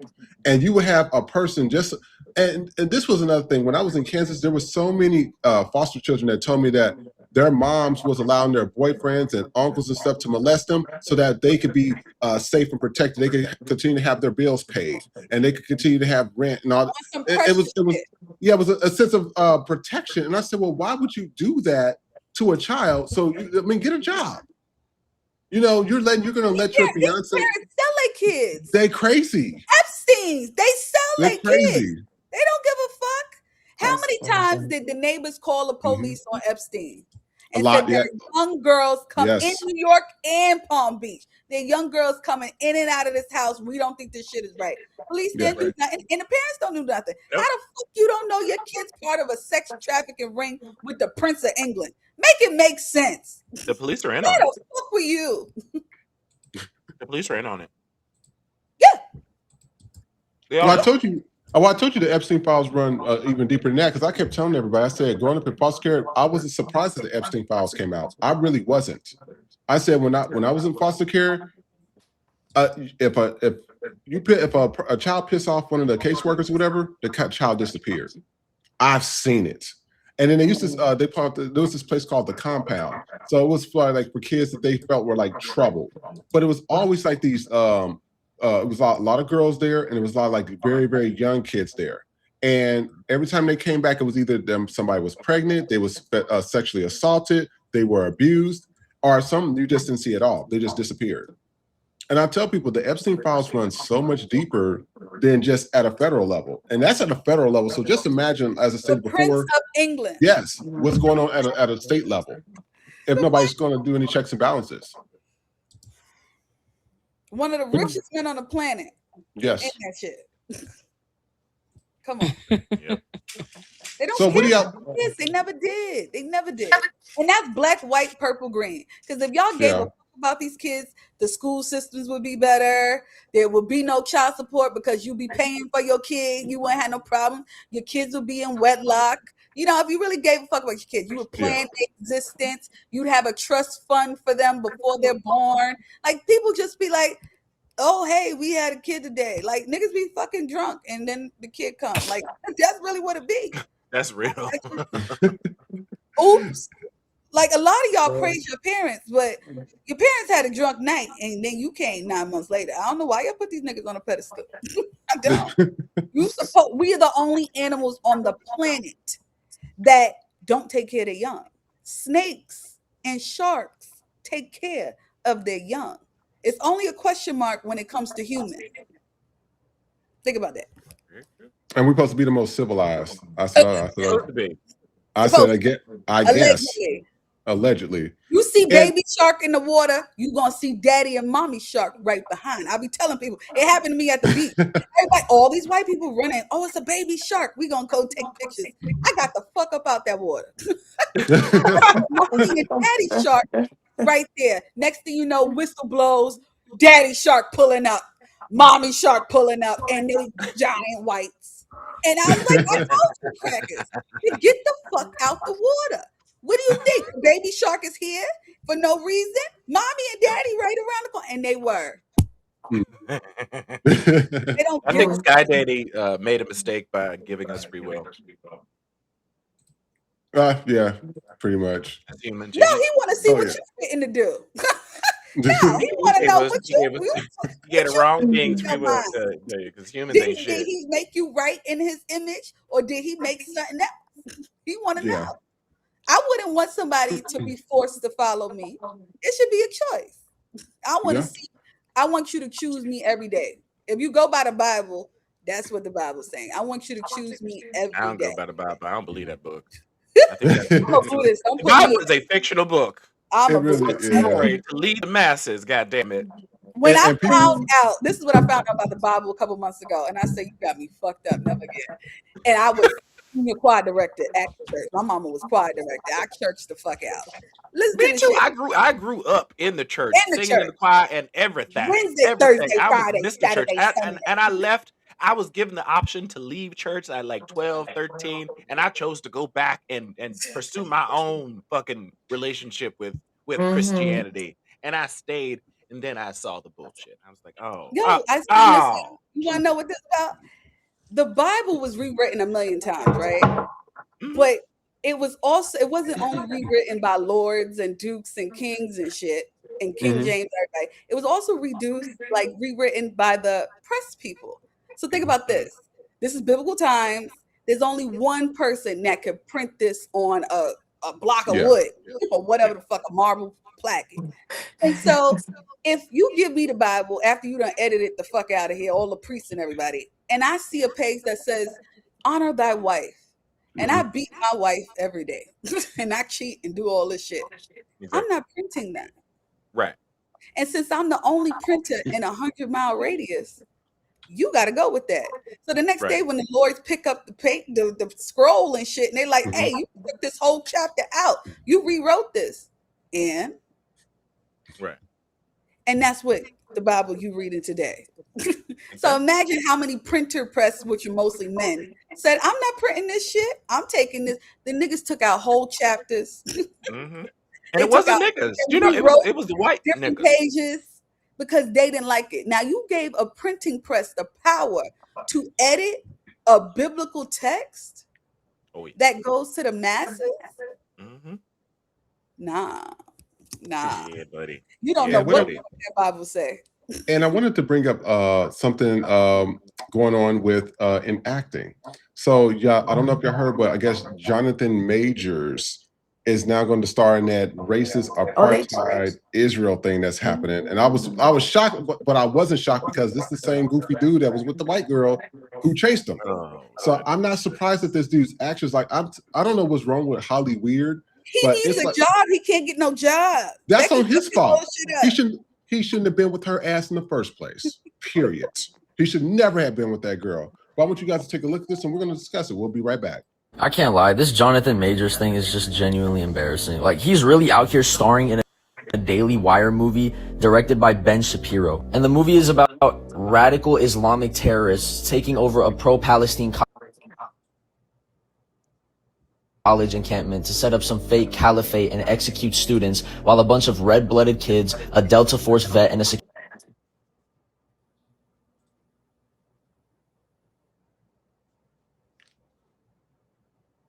It muted. Yeah, no, it's something. Whatever happened when we changed the systems over, everything kind of just went out of whack. So this was a test. This is why we're working on a few things. But this is that thing. I don't know what's up. Like, you know, even when it came to Tiger Woods, they was putting him in the news recently, and it was about, I guess he had another DUI scare or something. And I'm like, at the end of the day, I'm not about to sit here. A DUI scare.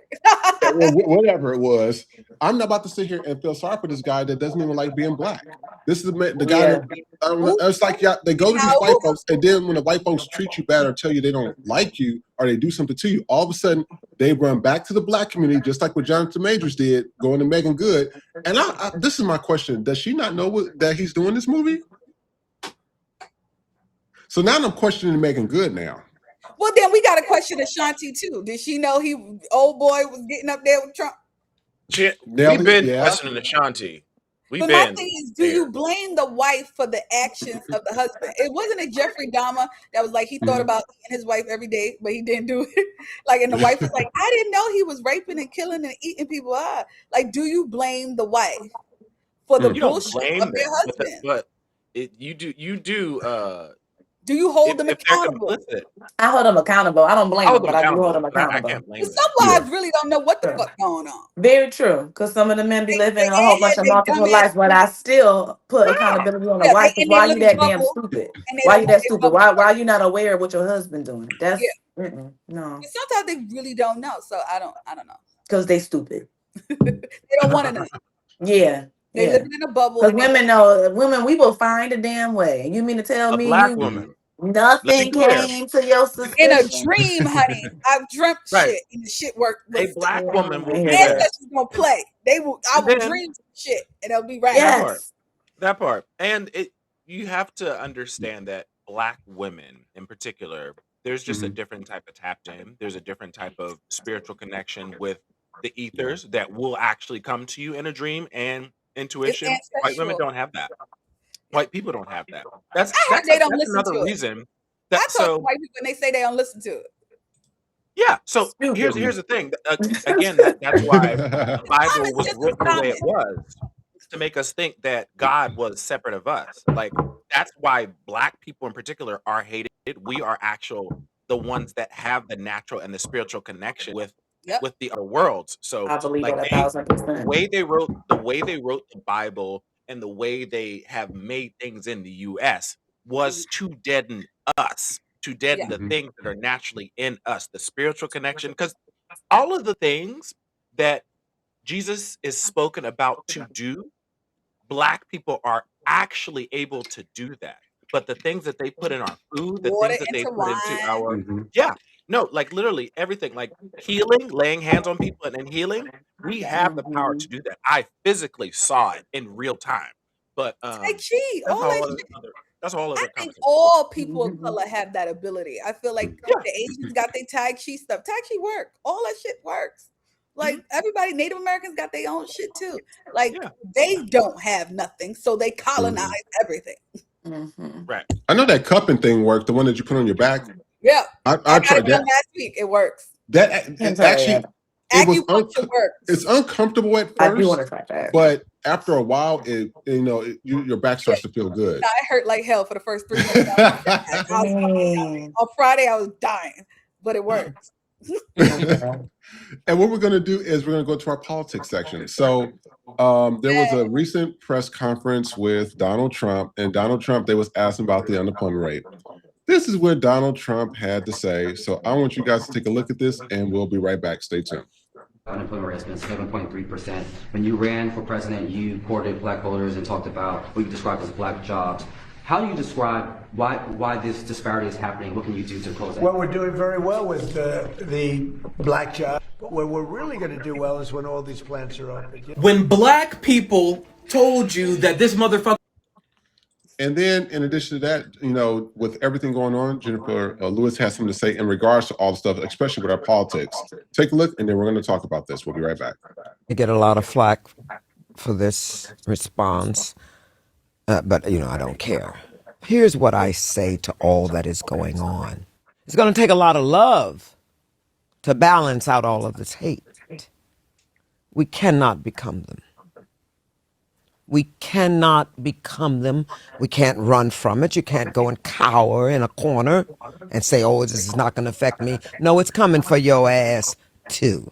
All of it's coming for your ass, even if it's an aunt or mother or sister that you love, or brother that's not going to have that health care anymore. It's coming to your door. It's going to come to everybody's door. And I say this to everyone. Live while you live. Live. Stand up where you can. Don't sit on your ass and let everybody else fight. You call a whole bunch of friends and you go out there and stand up for the next generation. Yes, I'm talking to you, and make sure it's on me right now. You do your part. We've had a good run. Now we got to run for these kids. You don't get to sit down on the couch and think this is going to pass over. It's not. And what do you say to those of us, especially, the marginalized that go out there and they're on the front lines and they're losing their lives? They're going to jail. They're being sent away, because I find that energy with myself, especially after having my son, where you get to this point and you're just like, I'm getting emotional about it because I get scared about people dying. Okay. You know what I'm saying? Like, Yes, I I do. don't want to tell my queer friends to go out there and stand on the front line so they can lose their life. I don't want to tell my Latinx friends. I don't want to tell. Well, it's I hard. want you to hear me, though. Hear this. It's not the front line. It's standing up wherever you are.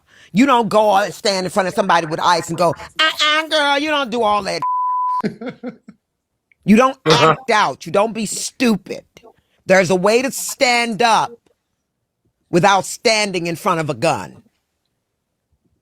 There is a way to stand up. You write your congressmen, you write your senators, you make the phone calls, you send the emails, do your part. Go to your local meetings. Run for office. Wow. Do your part. Stand up where you are. 35. So I want to stop that right there, because I thought this was a good discussion for us today. I concur. Because it segues into the Black jobs things that's happening with Donald Trump. I'm trying to figure out what the hell is these Black jobs, because it's the jobs that white people don't know how to do, because y'all don't do anything. If it's not for us doing it for y'all, y'all can't do it. Y'all don't have no original thoughts. We have to do all that for you. Y'all tried to spell black fatigue because the N-word has been used into the mud since the 1600s. So then they tried to repurpose black fatigue in all of our terms.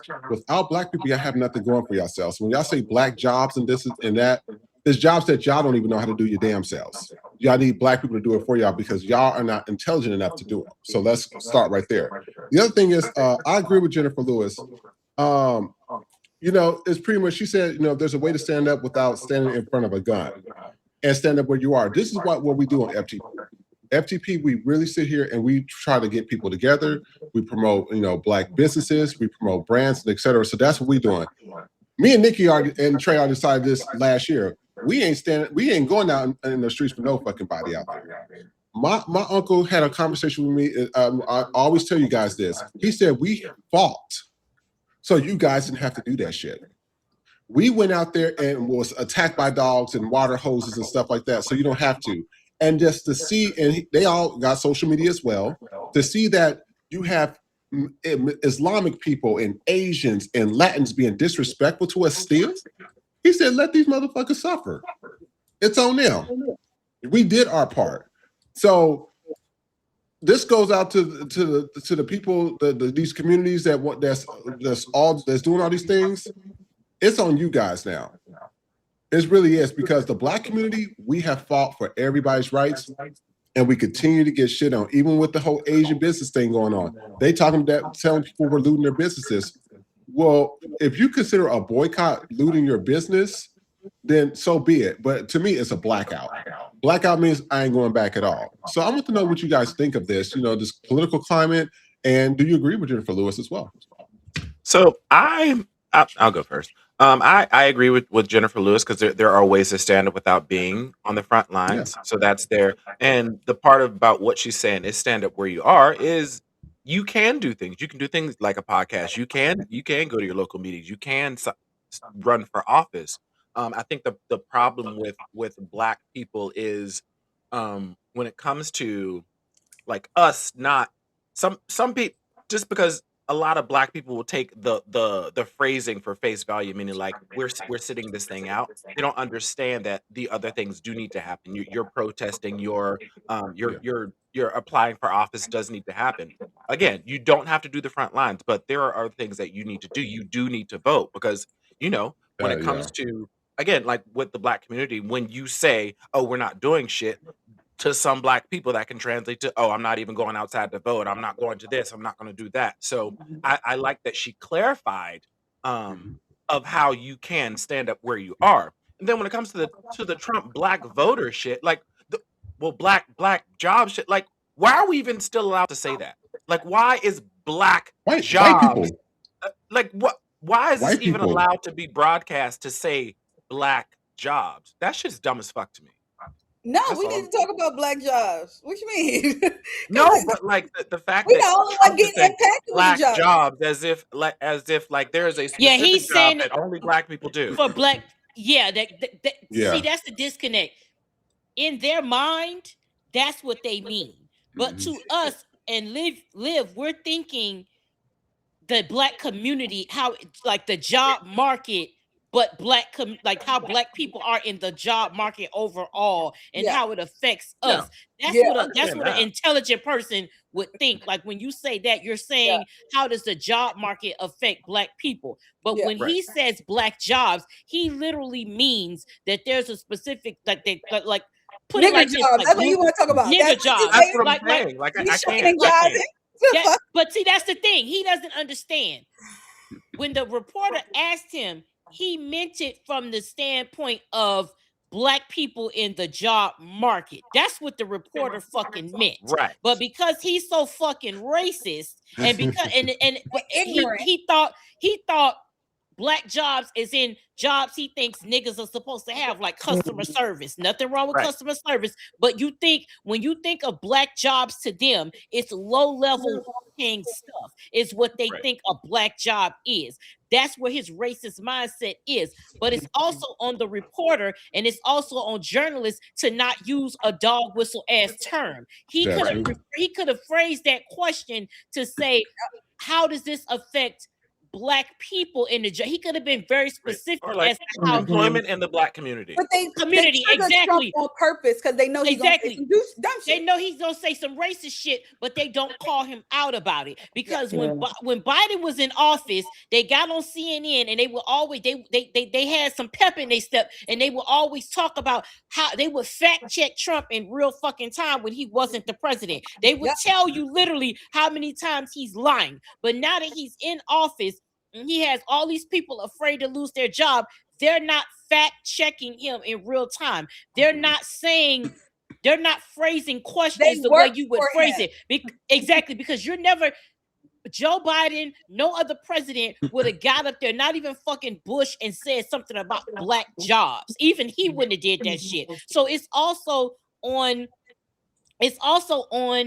the journalist side because the media, because they're perpetuating his fucking racism.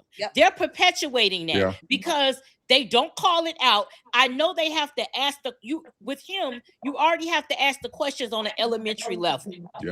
But they also, while asking him the question, they're leaning into the dog whistle because they want the sound bite. So at the same time, you're afraid of him, but you want the sound bite from him. So you're purposely fueling the racial fires because you're asking him shit in a way that you know is gonna trigger him to say some racist ass shit. Because black jobs, because black jobs in and of itself is fucking racist, and he knew that because he didn't mean black women in corporate America, because that's how he could have phrased the question. He could have said the job market for black people or corporate America, how it is affecting black people in corporate. He could have phrased that question anyway. What about Michelle? What did Michelle Obama say? She said black jobs is being president. Hello, exactly. That's a black job. That's a black. That's a black. How about that one? Exactly. That's a black job. So it's just like it's a media failure, and this is why what we do is important. What we do is a form of activism because it's independent media. We're saying what the fuck is really going on. We don't have anybody. We're not sugarcoating it. We don't have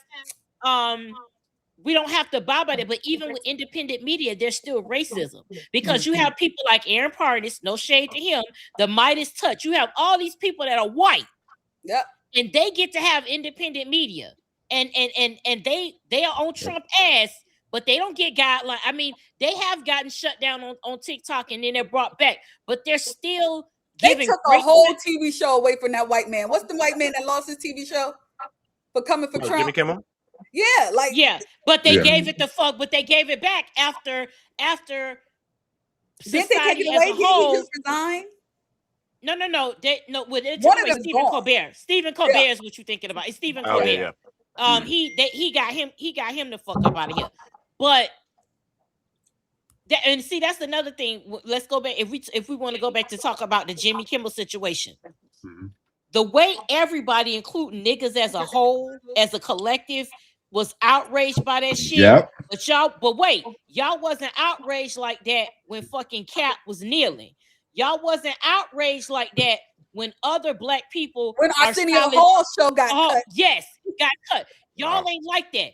But white and the irony of it, no shade to Jimmy Kimmel, a fucking Jew. Y'all got all up in arms to get his shit back. Now I understood the principle of the matter because I understand the freedom of speech. I get the freedom of speech. I get the principle. But the way you niggas activated, like fucking Voltron, I'm saying because of that shit. But how many other times have other people lost black people have lost their show? They crucified that white woman with the red hair that had the picture of Trump with his head cut off. Who was that? Oh, Kathy Griffin. The way it did. It's like y'all pick and choose when you want to be mad. Who you gonna be mad for? But what about us? It's like black people can't have true independent media. Yeah, you have Don Lemon and you have Joy Reid, but they already had a mass following within their network, so they can go solo and immediately get backing because they're gonna have a built-in base. They're gonna have a built-in audience, and low key, Don Lemon don't start regressing back into coon shit, okay? Because you came a long way, baby. Don Lemon lied to my face. You can't listen. Listen, like Andre 3000 say, you done came a long way like them long ass cigarettes, okay, nigga? Don't go back. Don't go the fuck back. Because I was done with him when he said that Ferguson shit. I smell weed. What the fuck you talking about? Listen, you starting to go back on some bullshit, okay? Yeah. And you gotta get it the fuck together. Why y'all watching him? Don't watch him. No, I mean I don't. I'm not shocked, Nikki. I'm not shocked. He's dating a white guy. He's married to a white man. They are married. No, I get it because what I'm saying in is New York. What I'm saying is, you know, to see the turn in him, because we was all there when he was on some coon, when he was tap dancing for CNN, and then slowly but surely, exactly. So as a person that saw the evolution of him in real time, it's starting to look like, nigga, you backsliding a bit, and I want you to catch yourself before you go back into coon territory. Because I'm telling you right now, once you go back to that shit, the niggas ain't gonna let you back in no more. Okay, the niggas ain't letting you back in. So you know niggas forgive black men for everything. You know they gonna forgive them. Yes, and that's easier. That shit gotta stop. That's a whole nother conversation. You can always cry like Chris Brown and do a little song, and it's gonna back. But it's just like, and it's like, but what I don't want them to do is, y'all know y'all be doing some fuck shit and then you hide behind journalism. Oh, well, I'm a journalist, so I have to no. What school did he go to? Because he ain't go to no goddamn journalism. You can be a journalist. You can be a journalist, and it is your job to be objective. But as an you're not working for CNN anymore. So it's not like they're giving you an assignment and telling you got to interview these motherfuckers. You're independent now, so you get to pick and choose who you have on your show and who you platform. So if you're gonna get up there and have anti-black people on your platform, but it's you can't blame. You can't blame money. Exactly. But you can't blame a network anymore. You're independent, so you're making that choice to platform anti-black people, but you're hiding behind, well, I'm a journalist and I need to get the other side. You don't need to get the other side if the other side is anti-black. You don't need to put that out there because you're taking sexist, homophobic. You're taking you're taking a platform that you have essentially built off of being pro-black, because the Don Lemon show started on the independent one. Because you got fired and you started doing independent shit. It was no holds barred. You was rocking with niggas. You was telling it like it was. You was calling shit out. But your show, although popular, it's not as popular as it has been. As it had. Nobody watching that shit. Let's be honest. No, this is the thing though. The white people are starting to watch, and if you notice, the white people are watching, which is why catering to his audience. Exactly. So this is what I'm saying. You started out with a built-in follower, and black people saw that evolution. So they was like, okay, he went independent. We gonna follow him because we like the evolution where he was going. He came full circle back to he came back to the niggerhood. So we gonna do it. So people followed him. But as shit went on, as the platform grows, the white people come with the white checkbook, and now you got to make a decision. Didn't we say that on Wednesday show? How they go from pop to country? How they go from rap to country? And you're doing the same thing because you start out pro-black to get the audience, but then the white people come in under the guise that we want you to continue saying what you're saying, but the minute you cash that check, it don't work that way. The minute you cash that check, now they gonna start telling you, hey, can you not let's get both sides, you know? What did Michael Jordan say? He said white people buy my sneakers. Yeah, but he said he want white people to buy his sneakers, but white people don't wear Jordans like buy my sneakers. That's why I don't say no crazy shit about them. Remember that back in the day? That was back in the day, but most people, but he also can't say shit about niggas because niggas buy his shoes more than white people. So if it wasn't for niggas, he definitely wouldn't have no shoe, because I guarantee you, white boys ain't wearing sneakers the way niggas wear sneakers. That's on the black community though, because I get so tired of the black community support this blind ignorant supporting. I'm just like, dude, we got to start doing our research or stop supporting every single thing and not research these people. Sorry. I mean, like, you know, we can't get mad at a lot like Don Lemon and people like that because the Black community, just as we talked about, Black people still at nail salons. I was just driving down the street. We talked about this. They still at some of these grocery stores that support MAGA and stuff. It's like, not all of them. That's the thing. Well, yeah, that's supporting outside, but that's something to touch on. Is because as much as we are pro-Black.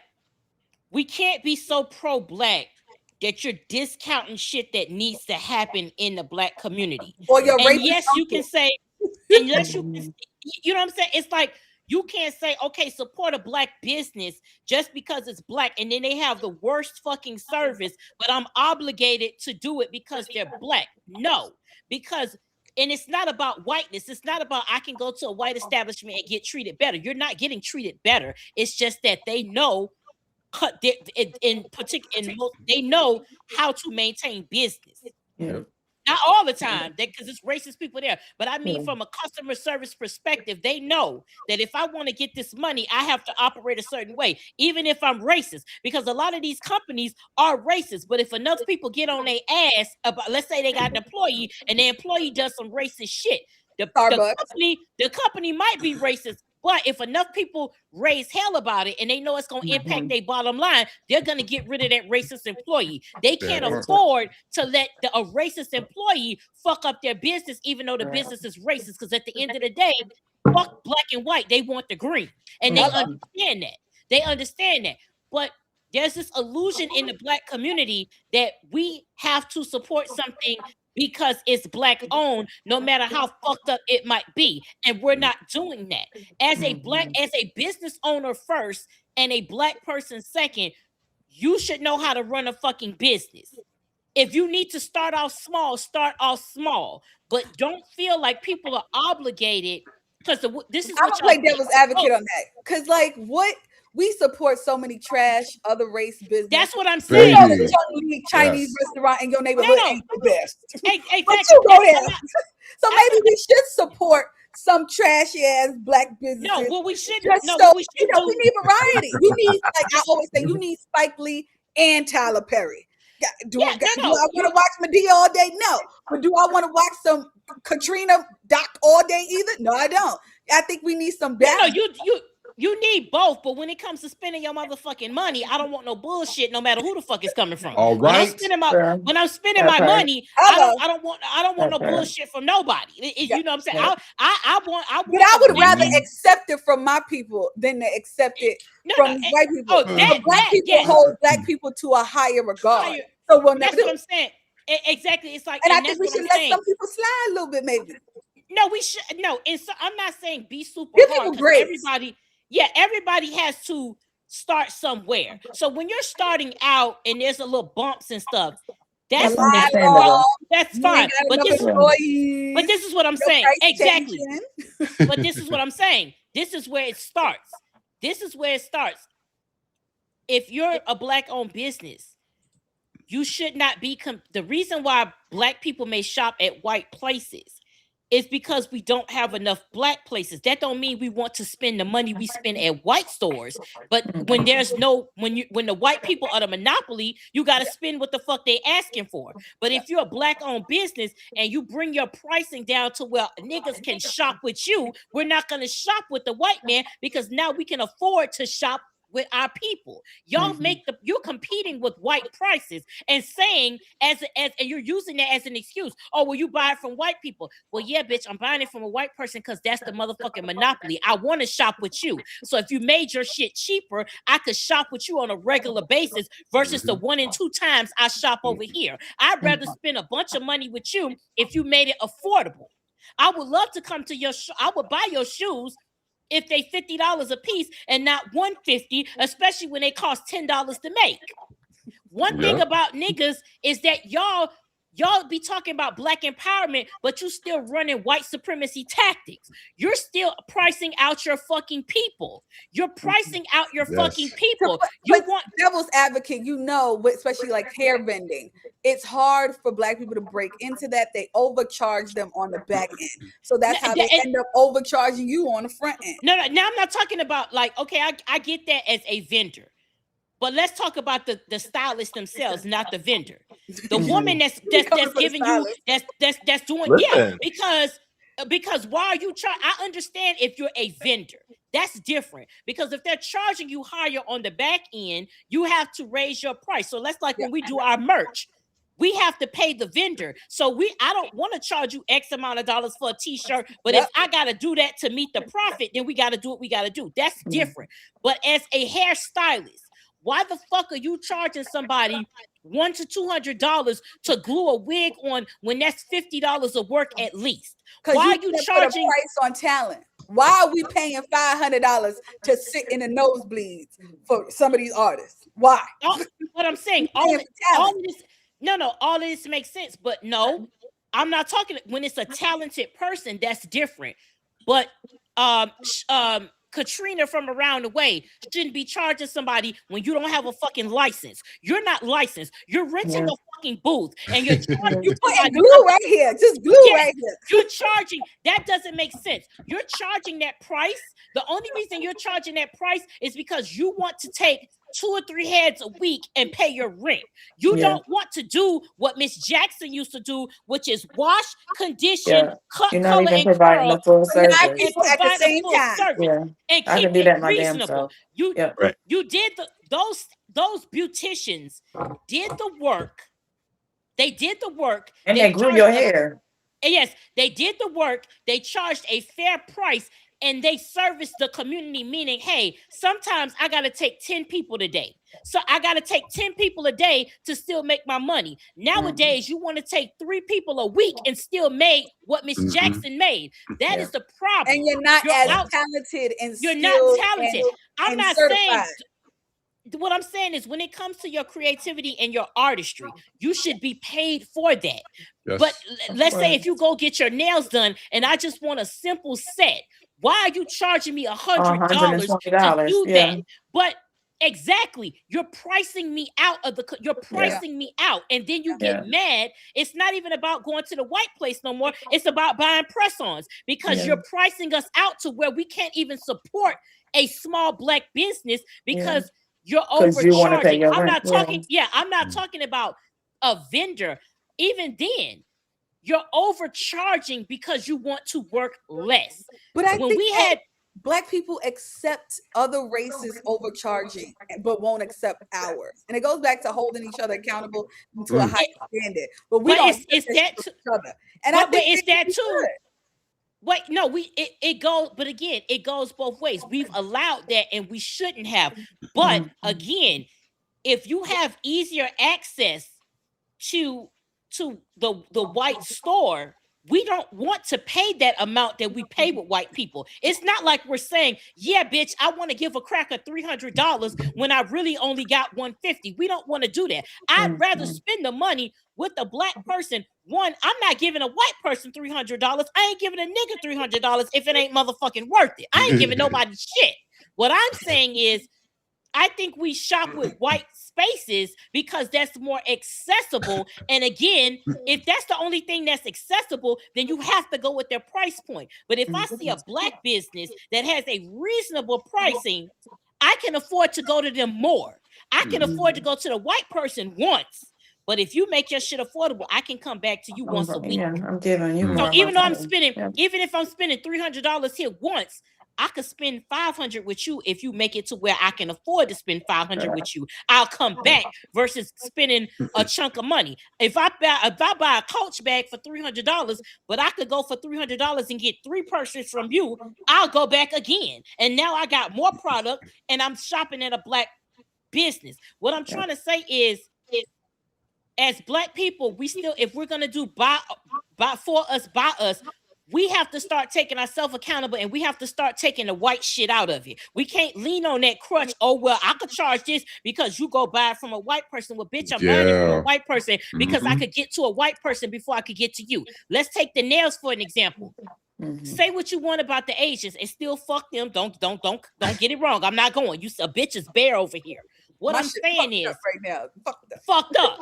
So you know I'm down for the cause because the bitches out here fucked up. Oh no, they got Nikki out here with the boy hands. Oh Lord, yes. Okay, not boy hands. No. Listen, when I get off here, I'm putting my press-ons on, okay? But listen, what I'm saying is, one thing about the Asian people was it was convenience. They ran this shit like an assembly everywhere. line.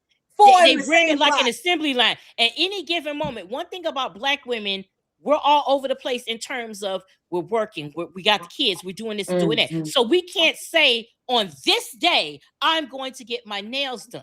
We might be like, oh shit, I got an extra 2 hours a day. Let me go somewhere. But with Black nail techs, for the majority, it's always you got to book. I gotta pay you. I gotta pay a booking fee. I gotta only come on this day. You gotta have your nails soaked off. What if I got a long ass set that I done grew out or whatever, and I don't have the tools at home to do it? I gotta have. Same thing with the hair. The hair can't have no product. The hair can't do this with the nails. Oh, I can't do over. No, I can't work over somebody else's nails, bitch. I'm asking you to take them the fuck off. Like, what are we doing? Like, oh, it's all of these rules that white businesses don't have. It's all of these rules that Asian businesses don't have. So at some point, you're trying to compete. So you're going to have to compete in the sense that you're going to have to make some concessions. You're going to have to make it convenient for niggas to shop Black owned. And you're also going to have to make it affordable for niggas to shop Black owned. The only reason we'll go to an Asian and pay them the money we could pay you is that they make it fucking convenient. Is that right? No. But that's the thing. They hate a bitch, but they make it convenient for me to get the service that I need. So I want to get my nails done by a Black nail tech. So I want to be able at a random moment to say, hey, I just got paid today. I think I want to go get my nails done. I don't want to have to schedule some shit 20 days in fucking advance to get my nails done, especially if I have something to do. Yeah. There's all these arbitrary ass rules. If I go to book with you and you got a whole story with 20 clips telling me how I got to book with you, now I'm good. Yeah, no, I'm good. I'm not doing that. That's what I'm saying. That's what niggas do. The white people, you want to talk about the white people? White people don't do that. The Asians don't do that. I get that you want your deposit, but and again, we're not like, bitch. I don't even know you from two. I know you. I don't know you. You want $150 from me? Exactly. I'm not doing that. So it's just like you have to make it convenient, and this is not about race. Take the white people out of it.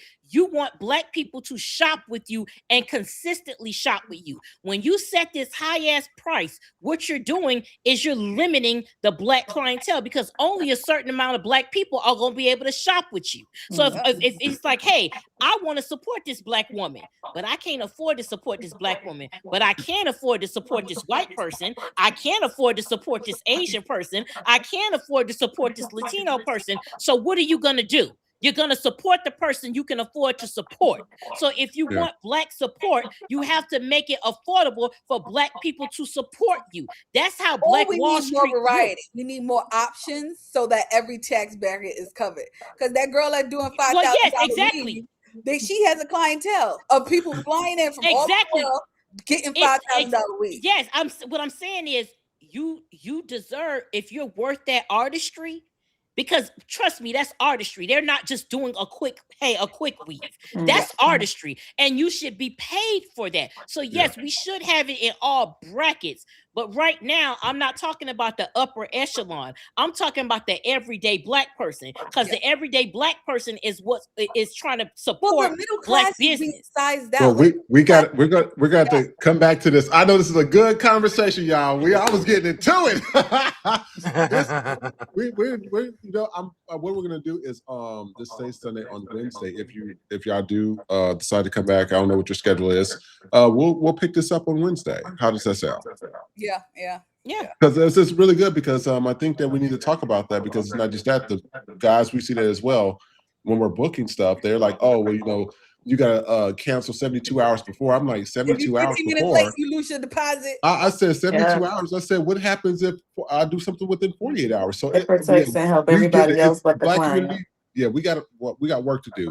Well, I want to thank everybody for tuning in. Also, thank you guys so much. Remember, we are moving from a lot of our social media platforms. We're still going to use them, but we're going to our network. That way we can have conversations like this and really talk about the things we want to talk about without being censored. So we want to thank everybody that's on the ftpnetwork.com. We'll start slowly but surely going over there. So hopefully by August, we'll be fully over there. So we'll do 1 hour on YouTube. And then we'll do the last half hour on the FTP Podcast Network.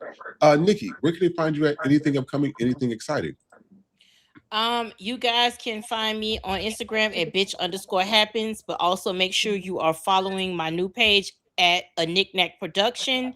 Same thing on YouTube, a Knickknack Production. So that is going to be the home for all of my upcoming original content. So this coming week, I'm gonna have a new segment, the Mad Crackers. I'm bringing back Fat on Fat Crime. So a bunch of good stuff for you guys. As far as the music is concerned, yes, I do have a new song up called Pussy Mouse. So make sure you check that out. And the remix, I did a remix of Pussy Mouse, so that's gonna be up soon as well. So as far as the music, I'm getting all the music up on streaming platforms. So make sure you check back live. Spotify, it will be available the same day within a few hours. Apple Music takes about a few days. Under both platforms, it is Knickknack. And typically TikTok and Instagram sounds are available same day as well. So again, Spotify same day. Apple usually takes about a couple of days, and same thing with iTunes. So all the music will be on sale for 99 cents. So make sure you're checking Spotify and Apple Music daily under Knickknack for both of them. So it's Nick space Knack. We have the FTP store. Everything is 40% off. So make sure you check out our Superfly Pride merch, Black Boy Joy Pride merch. I got some new designs coming up soon, so bear with me. I'm working on my stuff, FTP, all this at the same time, but it's a bunch of good stuff. Quarter No Appeals every Friday. That's gonna be on my YouTube. So I need you guys to do me a favor and go subscribe to my YouTube, because I gotta rebuild my page. I had 11,000 followers, so I'm trying to get it back. So make sure you are subscribing to that. Also, make sure you are interacting with the FTP Podcast Network.com. That is our website. Make sure you go over there.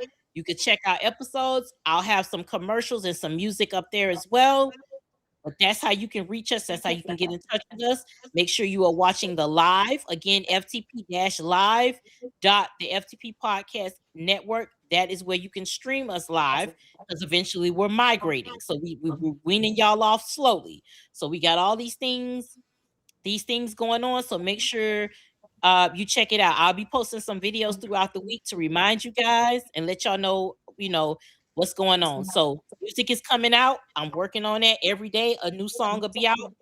So we getting it together. So all the old songs that you like, those are gonna be up. I got some new stuff I'm working on. So make sure Pussy Mouse, go stream it. It's real good, quick little catchy bop. And I got the remix coming out later today. So that remix. And for my pride people, super gay and niggas be gay, I'm gonna get that one up today as well. So that one should be on Spotify by this evening. Give Apple Music a couple of days, but Spotify same day. Awesome. And Bree, where can they find you at? Anything upcoming? Anything exciting? Hey, yeah. So you can find me online on Insta at Pretty Prissy Bree. And for this week, I'm more so just gonna be going over to some after parties for BET weekend. So you can probably find me in Hollywood for today. Oh, I might come out and see you. And Miss Libby, where can they find you at? Yeah, so new season, new trailer, new episode. I'm gonna try to drop every week or every 2 weeks, but politics is crazy. I try to post whenever some really crazy shit happens. If you want to follow me, I'm still on Twitter. Real live commentary, political commentary. It's TPT with Livy. Yes, I still call it Twitter because that's what his pappy named him. So you can find me there. And like, share, subscribe. I'm available on all platforms where you get your podcasts and YouTube. The Political Teacher. All right. And Trey, where can they find you at? Anything upcoming? Anything exciting? So, again, make sure you download Black Boy Joy. It is on all streaming platforms, and definitely use it as sound bites on your Instagram, your TikTok, all your things like that. You will see me on a bunch of. I'm being pulled in so many different directions. I'm grateful. A few different. I can't. Few things I can't really talk about right now, but there's a lot of things going on in my life. But yeah, make sure you download that music, Black Boy Joy, and then there's a birthday song coming out soon as well that will be on all streaming platforms. It's under actually another artist's name, but I'll let you guys know what that is. Also, I'll probably see I'll probably see you out in these streets for the BET weekend, my friend. Well, y'all have fun. I want to again thank everybody for tuning in. Please remember we'll be back on Wednesday at Tuesday. Sorry, because we have so many shows going on. I'm trying to keep track of all of our shows. So we're not here Monday. We'll be back on Tuesday for the Love and Life show at 4 p.m. Pacific Standard Time, which is 7 p.m. Eastern Standard Time. And then FTP will be back on Wednesday. That will be at 4 p.m. Pacific Standard Time, which is 7 p.m. Eastern Standard Time. We always put everything in our shorts, so that way you guys have it. So I update that daily, so that way you know the times and dates that we'll be here. Other than that, thank y'all so much for everything. And Nikki, who was our donations of the day before we go? We had Cares My Name and Jersey Rome. Thank you guys so much. We appreciate it. And we will see you on Wednesday. Take care. Bye, everybody. Niggas be gay, gay all day, gay all day.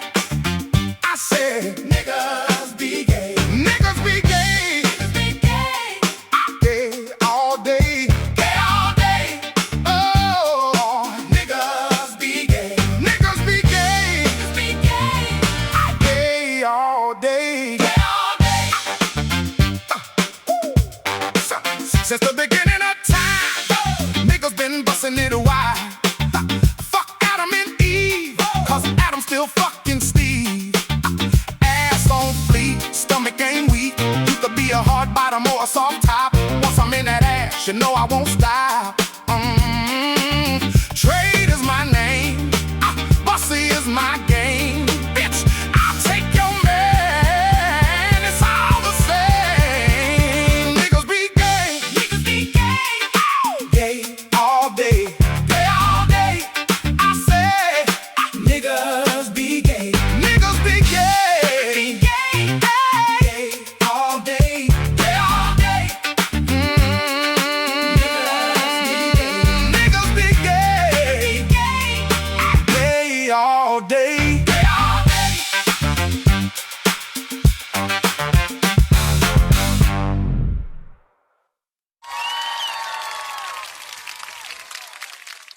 This bride, come prepared. A confident top deserves a clean bottom. Whether it's date night, the big event, or just because, you deserve to feel fresh, ready, and 100% you. Introducing Ass on Fleet Enema. Fast and effective relief. Smooth performance, comfort you can count on. Made for everybody, because every hole deserves to feel its best. Confidence is in the details. Be proud. Be prepared. Be unstoppable. Ass on Fleet Enema. Clean out. Show out.